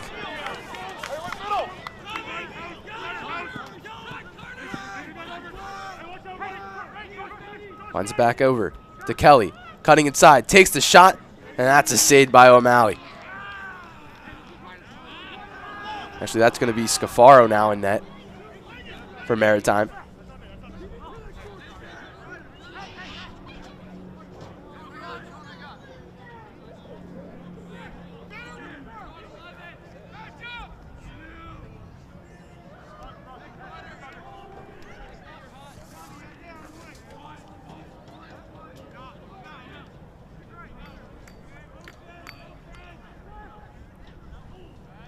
Peter Horseman now on it.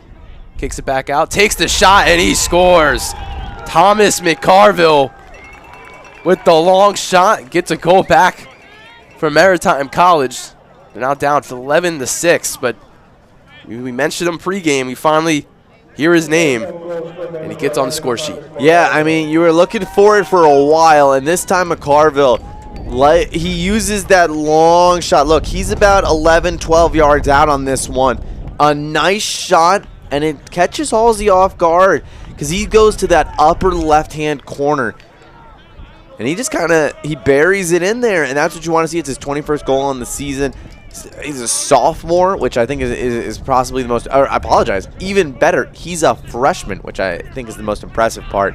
He's got 21 goals on the season, matched that with 4 assists, and he's been rocking and rolling today. And that's where you got to see him. Maritime wins the face-off.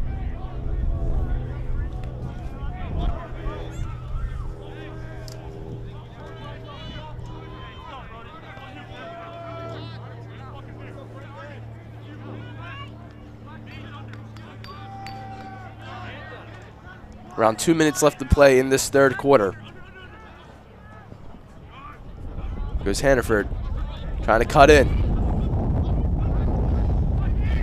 Great defense by the Red Hawks.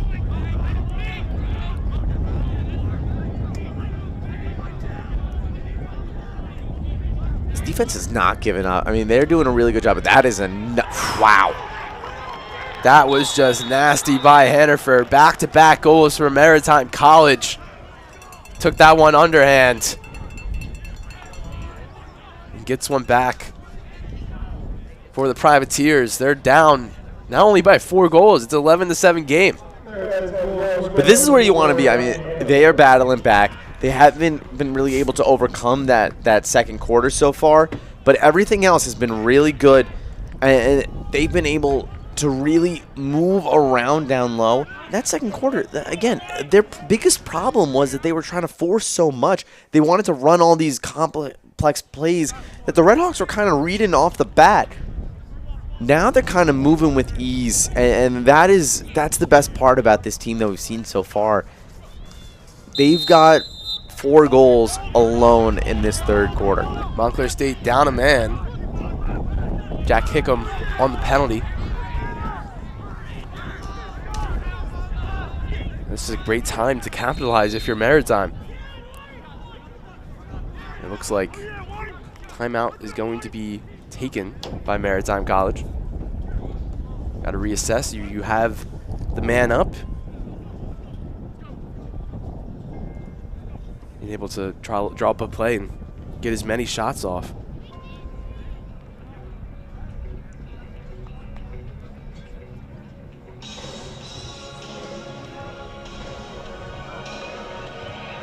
You know what this game reminds me of, Vincent? What? Quidditch. Oh my goodness. And where were you at this morning, Vincent? All right, folks. So I knew it was going to come up at some point. Yes, I reffed a Quidditch game this morning. Did I really ref it? I don't think so, but I did the best so far. So I work parties during my free time, you know, to earn a little bit of cash. A college student can never complain about some cash, as we're looking at some replays here. But the parents asked for a Quidditch party, and my boss was like, "Oh, let's put you on this party." He was like, "Do you know what Quidditch is?" I was like, "Yeah, I know what Quidditch is." And he put me on the party, and I was like, "All right, well, that time doesn't really work with me." He's like, "You can't schedule out." I was like, "Why?" He's like, "Because nobody else understands Quidditch." And I was like, "No, wait. Let's not get this twisted. I don't understand Quidditch either. I just read a Harry Potter book in my life, and I know that it is a game there." I went to the dollar store, got pool noodles, I got hula hoops. We played full-on Quidditch. It was really fun. I have a video. I was going to send it to our producer, or our director for the day, Phil Ellers, to kind of play live, but I didn't know if he wanted to do that.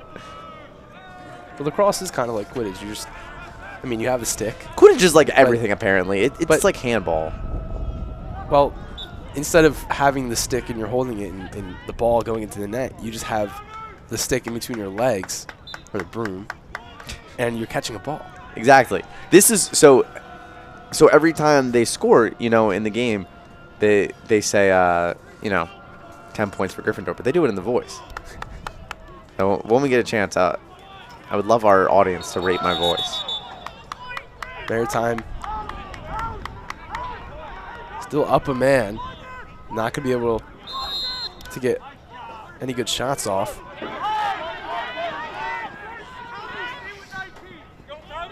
Penalty ends. Redhawks now back to even players on the field.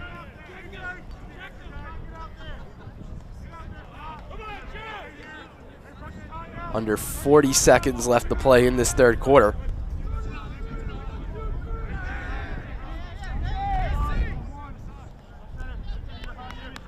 On the Redhawks, I'm trying to hold this as much as possible. Donahue back to Veer Buchan. Simons cuts inside.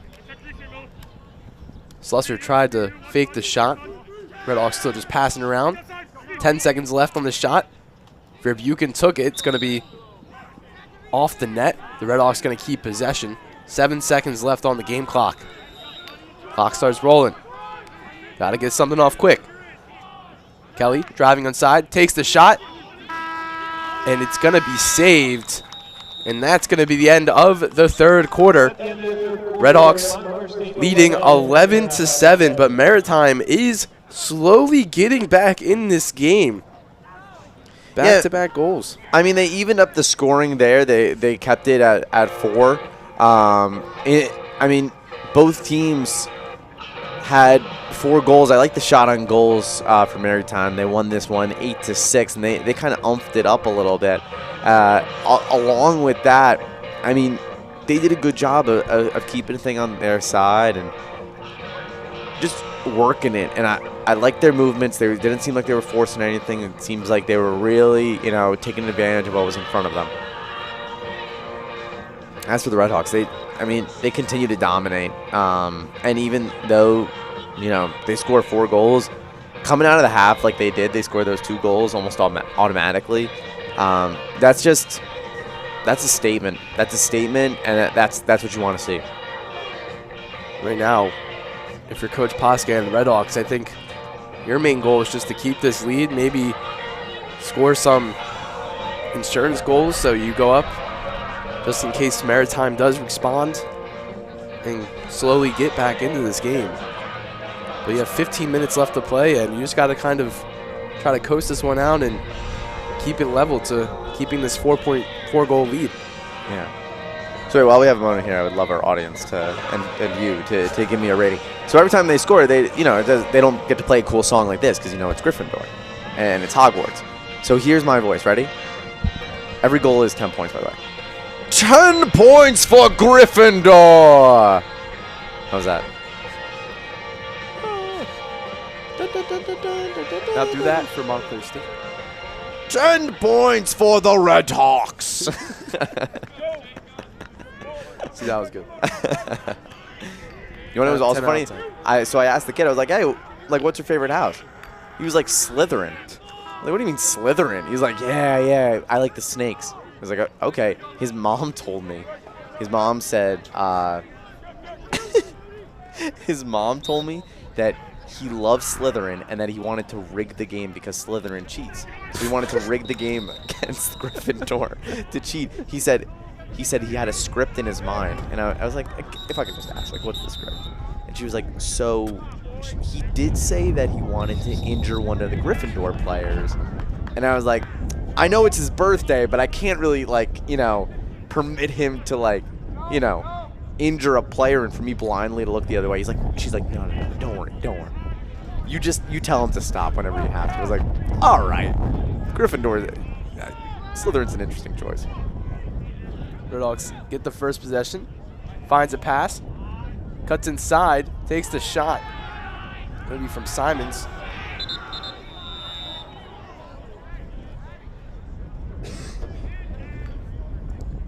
Penalty flag is gonna be out on the field. Looks like gonna be a player going to the box.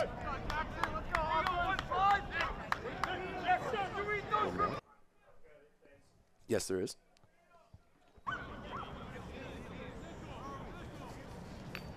Penalty's going to be on James Millen.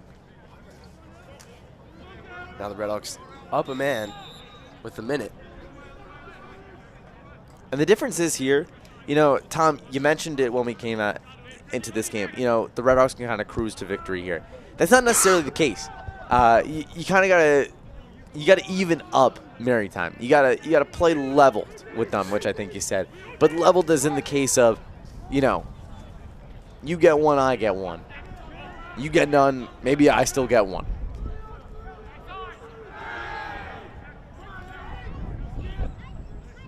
Kelly now. Back over to Buchan. And this is a good time to, you know, drain out the clock, as you can see. You know, you want to find a good opportunity, but also they're just kind of slowing things down. It's a nice steal, though. I didn't see that get taken away. So you're trying to find Simons inside now. Maritime going on the attack. Penalty's going to run out. Great defense by Maritime, especially playing a man down there. They're going to take their time, readjust the players on the field that they need. One takes a deep breath.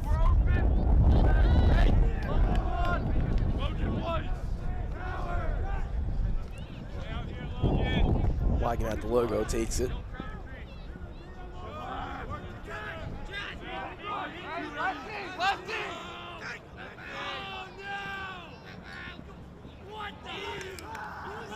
Tries to get it over to Horseman, and it's going to be stolen and taken away by Patrick Burke. Burke does a really nice job there. And he runs down that line, keeping away from anything. Hickman loses it, gets it back, puts it across. Kelly there, fakes the shot, puts it inside, and that one's going to trickle in. Wow. We've seen some crazy goals from Brian Kelly today. He puts a defender on skates in that one, fakes the shot, fakes the defender out, and he's right in front of net, and it's going to just trickle in that one. Well, the Red Hawks 12-7 lead. Yeah, in a situation like that, especially if you're O'Leary in net, you know, you see Kelly coming in, you see him coming in with the speed and agility that he's got. As you can see here, look, Kelly gets this pass. And he's coming in fast, and then he just trickles it in. He's trickling it in. Your body's getting ready for this big shot. You're getting ready to try to block it with your chest, with your stick, with your mask, with everything you've got. And then you just see it rolling up. Everything in you goes, well, that's not right. And it just almost freezes you.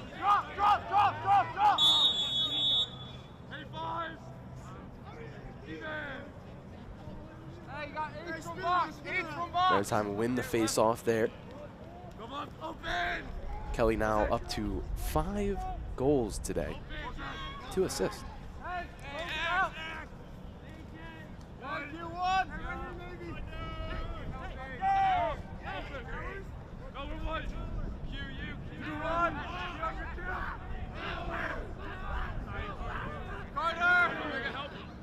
Maritime driving in. Wagon.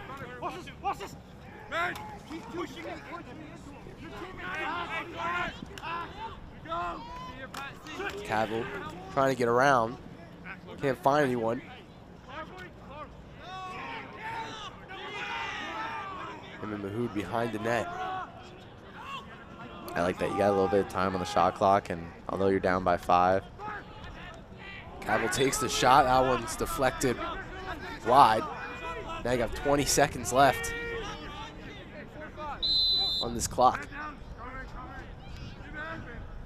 Mahood cutting in. That one's going to be wide as well, and the Red Hawks going to regain possession in that one. Oh, the ball's going to go out to the road. Slowly watching it trickle into the street.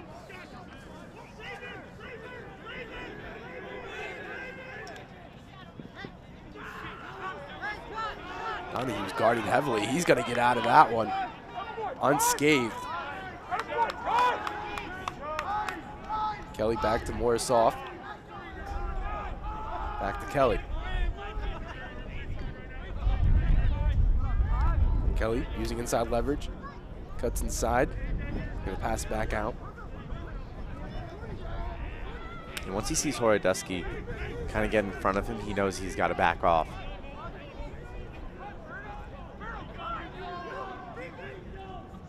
Running the shot clock down, under 25. I don't think this is by intention, though, of running the shot clock down. It just feels like they're trying some opportunities, and it's not working, so they're not going to force a shot. They're just going to keep on looking for opportunities. Roberto driving in, got to get a shot off here. Passes. Verbuchen takes the shot. It's going to be wide. And you have 3 seconds on the shot clock. I don't think you can get anything off here. Yep, you're just going to throw it away. Yeah, smart idea there. You would need to get something like we saw earlier, kind of like a diving play down low, a perfect pass. And that's just harder than it looks.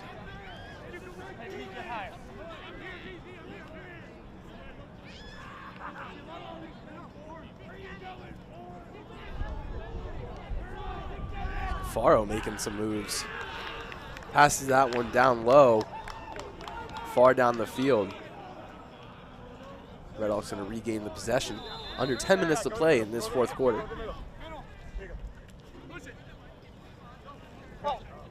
Passes it up. That's intercepted by Jack Surian.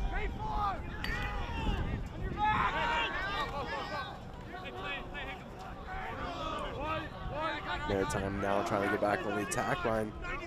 Hannaford now keeps it, bringing back on McCavill onto the field.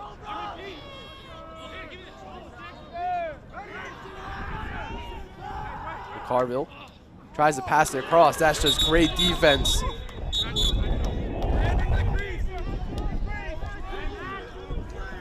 But he's going to take it, and Maritime's still going to keep it. Maritime's got a nice opportunity here. You can bring yourself back within 4, and I mean, that's the idea. That's the hope. That's the dream.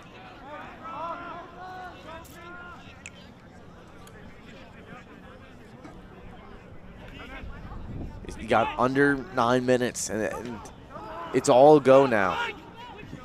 You know, this is like being down 10 in a basketball game. It can be like being down 10 if you're as aggressive as. Wow. Carville takes the shot, and he's going to score. Halsey couldn't do anything about that one. Yeah, McCarville's carving into the lead right now, and that's what you got to do. You just got to keep on chipping away, and that's a big chip right there. Look at this one. I mean, McCarville, he's changing sides, and then he's just going to whip it. And, you know, you're going up against a long sticker in Lamerica, but in the same sense, I mean, he's not keeping his stick in front of you like that, so you do kind of have an open lane, and he uses it to his advantage. He kind of sees the opening there, and why wait any longer than you got? Maritime wins the face-off once again. Down by 4 again.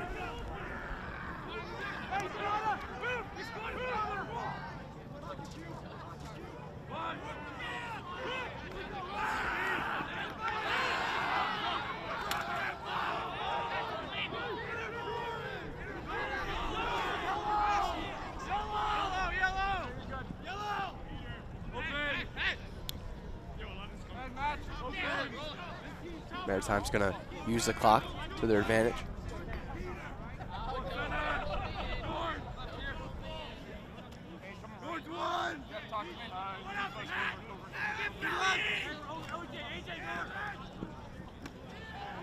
Gets back out. Hannaford tries to make the move. There's 2 flags on the play. McCarville cutting inside. And he gets the goal, but we're going to say, they're going to say that he stepped into the circle there. But that referee he's been amazing today. I think, I love that the way he calls the plays and makes the calls, they're awesome. Just look at, don't even look at the play on the, look at him on the replay. 1, 2, 3.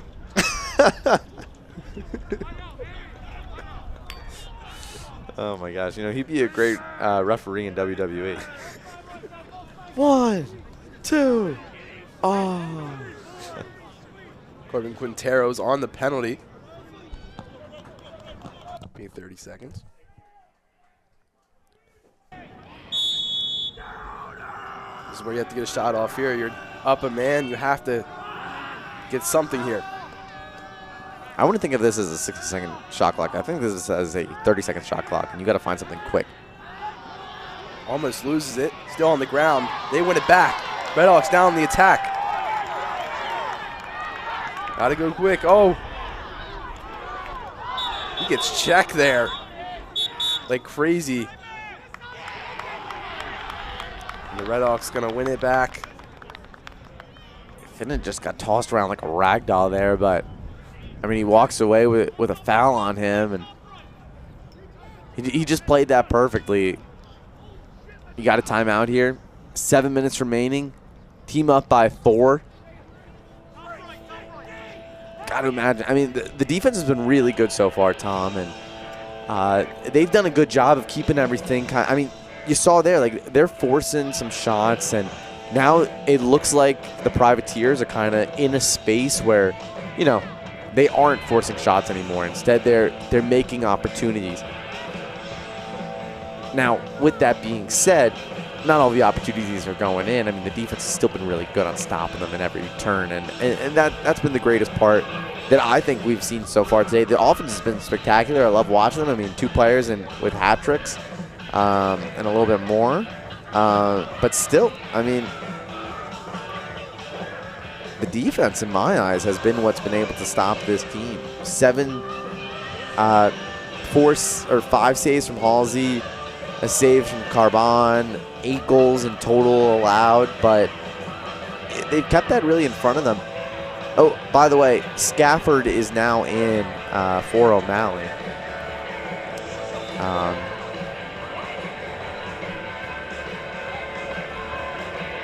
Faro is in for O'Malley.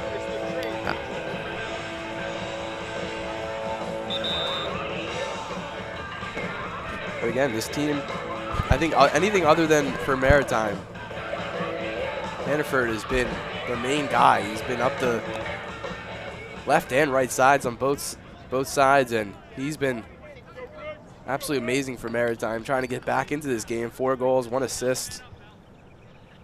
It's the biggest problem. You can't stop him, but he's having no help right now. They got under 7 minutes to play. Big collision. Flag's going to be thrown.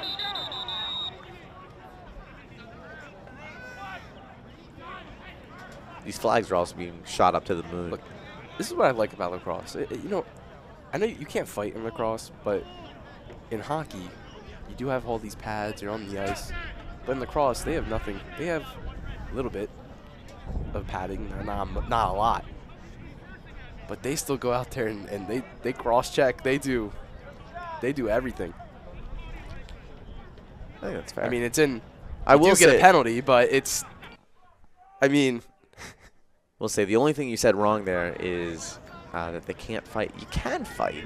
You're just not allowed to fight. You're not allowed to fight. There's no power play. I mean, I guess the penalties are like a power play, but again, you can't really throw a punch in this unless any repercussions. Redhawks have the man up here for a minute. I mean, if I'm not mistaken, all penalty plays so far for Maritime, they haven't been able to score. So I don't know how much I would take this as a loss if I'm Coach Pasque, with this now being their 4th penalty.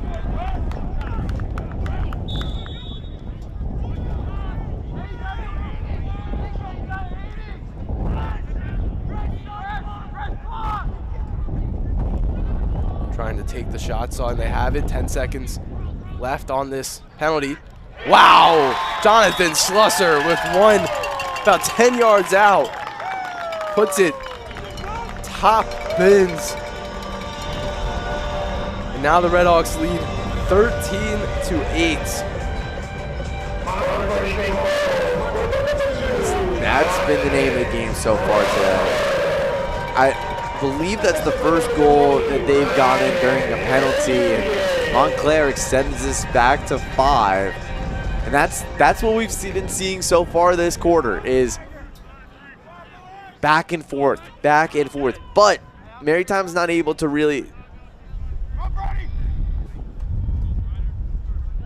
Maritime just hasn't been able to really find something to move forward with it.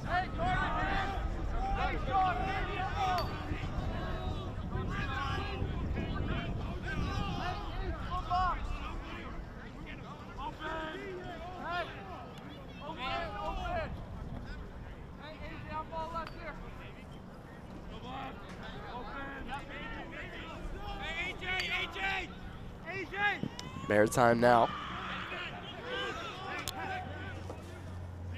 Down by 5.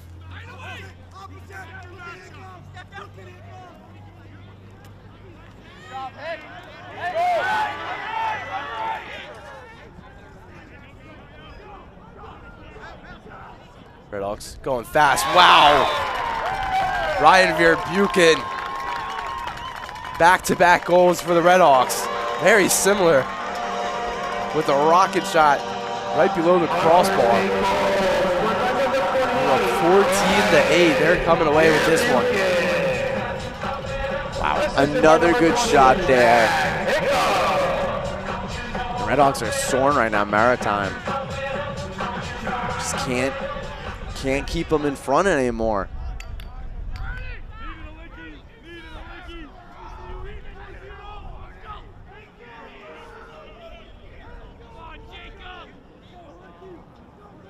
And that starts a new streak for Verbuchen. It's his second goal on the day.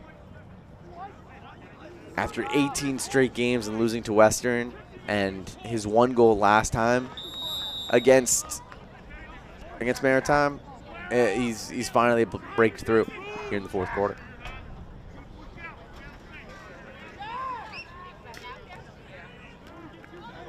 Redhawks trying to respond again. Donahue couldn't get that one. Still a battle. Maritime's going to win it back.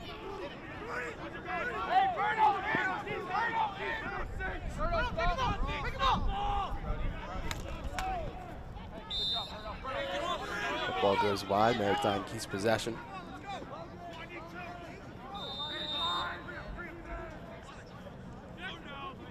Four minutes, 20 seconds left in this 4th quarter.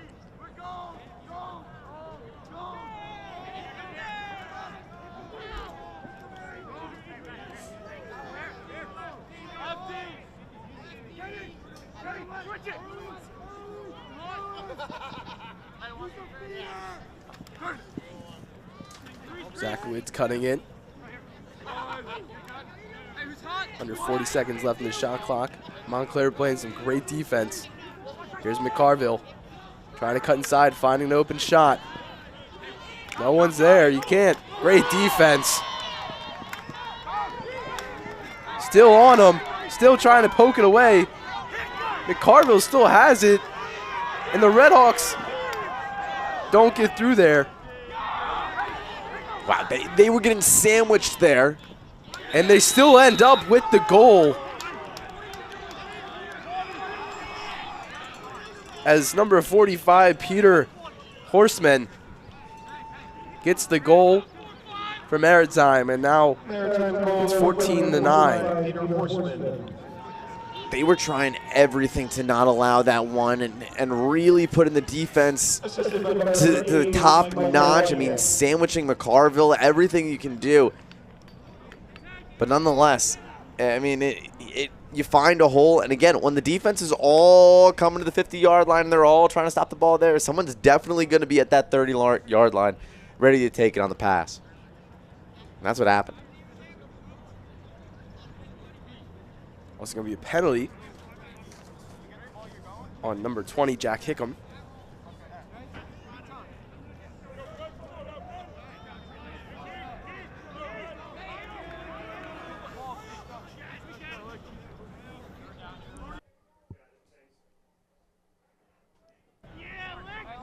No, that's Hickham's third penalty today. Well, when you're aggressive and you're on defense like he is, you know, sometimes you got to do that. Sometimes you got to stop it with everything you got, and sometimes you go overboard.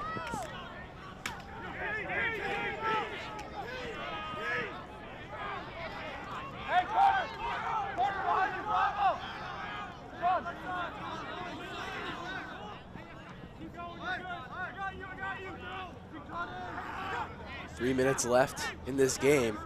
Maritime down by 5.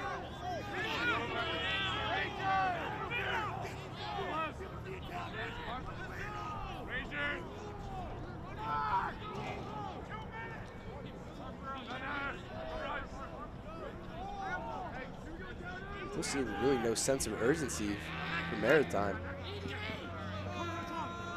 They're still in a spot where they're down by 5. I would just be whipping shots at this point. There's the shot saved by Halsey. You know, Tom, you're exactly right. This is the time just you find any open slot, you're taking it. You're down by 5. You got to get some dots to connect. Tries to find a cutting number 10, Jack Hodorowski. I like the idea to go down to Hodorowski, but you can't connect it there. If you do, I mean, you might find yourself in a 4-goal game.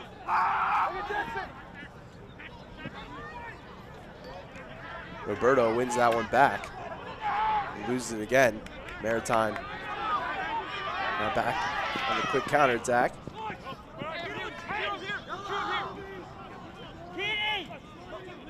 Hey, we're even! We're good, we're good. We're good. We're good. No! Oh, Ben! Out! Sauce it, get out! Carter! Cardville trying to cut in. Trying to carve out a lane. It's around going in. Trying to find an open shot. He does. Going to be wide right. Maritime still keeps it.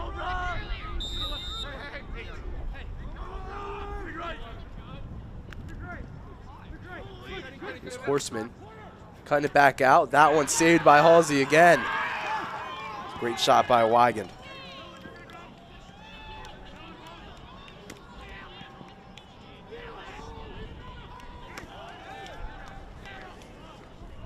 Finn still has it up this left side. Looks like potentially is trying to drain as much clock as possible. They have benefit the game clock. It's above. They're going to try to score again, and they do. Great job by Morisoff to find a cutting number 40, Ryan Brown. He gets a goal on his senior day. Deservingly so. That's his second one on the day. And put them up with a couple of his senior buddies, Slusser and Verbuchen. Man, that is exactly what you want. You see the hugs on the backside there on the bench. Just wonderful. This team is putting it all together here.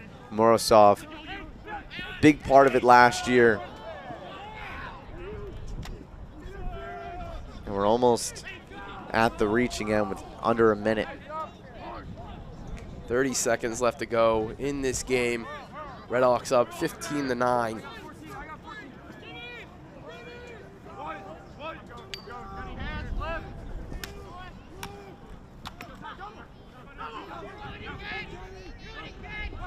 Mahood goes in. That ball in the air.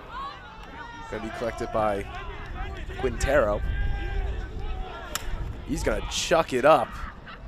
Just let it go. Clock's going to stop at 2 seconds. Great job. Just to waste some time. And that's how this one's going to end. 15-9. Ryan Brown gets his goal on senior day. The last one scored here today. And they win this game by 6. Again, 15-9. Wow, what a showing here on senior day by the Redhawks. And this is everything that you wanted 15-9, as you can see on your scoreboard. And listen, our next broadcast is April 2nd. It's baseball against William Patterson. Our next multicam broadcast, to say. So if you like the quality of this one, remember to tune in for baseball. But one more big congratulations to the 12 seniors that were honored today. Senior Day was a total success with 12 seniors being honored and 15 goals being scored by the Red Hawks as they win 15-9. That was a perfect roundabout for them. They did everything that you wanted to see here. And, you know, second quarter on, they commanded the game. They had their plan, and they executed it perfectly. Everything that you wanted to see. I think first quarter on, after that first one, it was tied up 3-3, and then ever since then, you just had a straight shot for the Red Hawks going to the end of this game. But I want to look at it. Ryan Kelly and Jonathan Slusser, 12 out of the 15 goals, they were in, or they had contributions to 12 out of the 15. That is insane. Ryan Kelly and Jonathan Slusser just going back and forth here today. The two transfers coming in and making their mark as a Red Hawk. Slusser in his senior year, Kelly as a junior. Again, the Red Hawks now get back on winning ways as they win here against Maritime College, 15-9. But I think before we leave, Vincent, anything else you got to say? No, I mean, just a big congratulations to those 12 seniors. Big congratulations to the Red Hawks, 9-2 now on the season. And listen, as for the Privateers, you know, they fall to 2-6 now. This wasn't their most competitive game that we've seen recently for them. But you're going up against Marywood University next. Or I apologize, for the Red Hawks are going up against Marywood next. For the Privateers, they're going up against Manhattanville, which is their first Skyline Conference game on Wednesday. And then they verse Stevens, and then it's all Skyline Conference. So, you know, Manhattanville's got to be a big game for them. As for the Red Hawks, you know, a lot of big stuff to come, and, you know, maybe some big end to this season for guys like Verbuchen and Slusser and all of them. See how you really round out that senior year. And a big one last huge congratulations to those folks. But we have a little bit of highlights. Here's the game highlights, just a little bit. But if you want to continue watching, you can. But again, we're going to sign off. My name is Thomas Gaffney Jr. alongside Vincent Picone. Keep watching if you want to watch the rest of these game highlights. We'll be leaving. We will see you guys real soon, and we'll see you guys next time.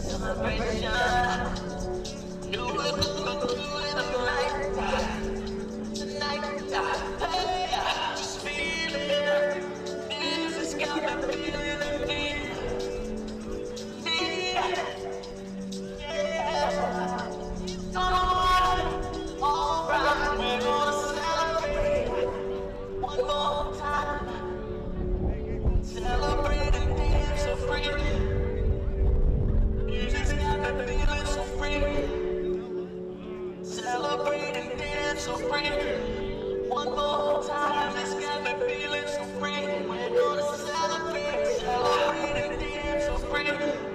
One more time, this got me feeling so free. We're gonna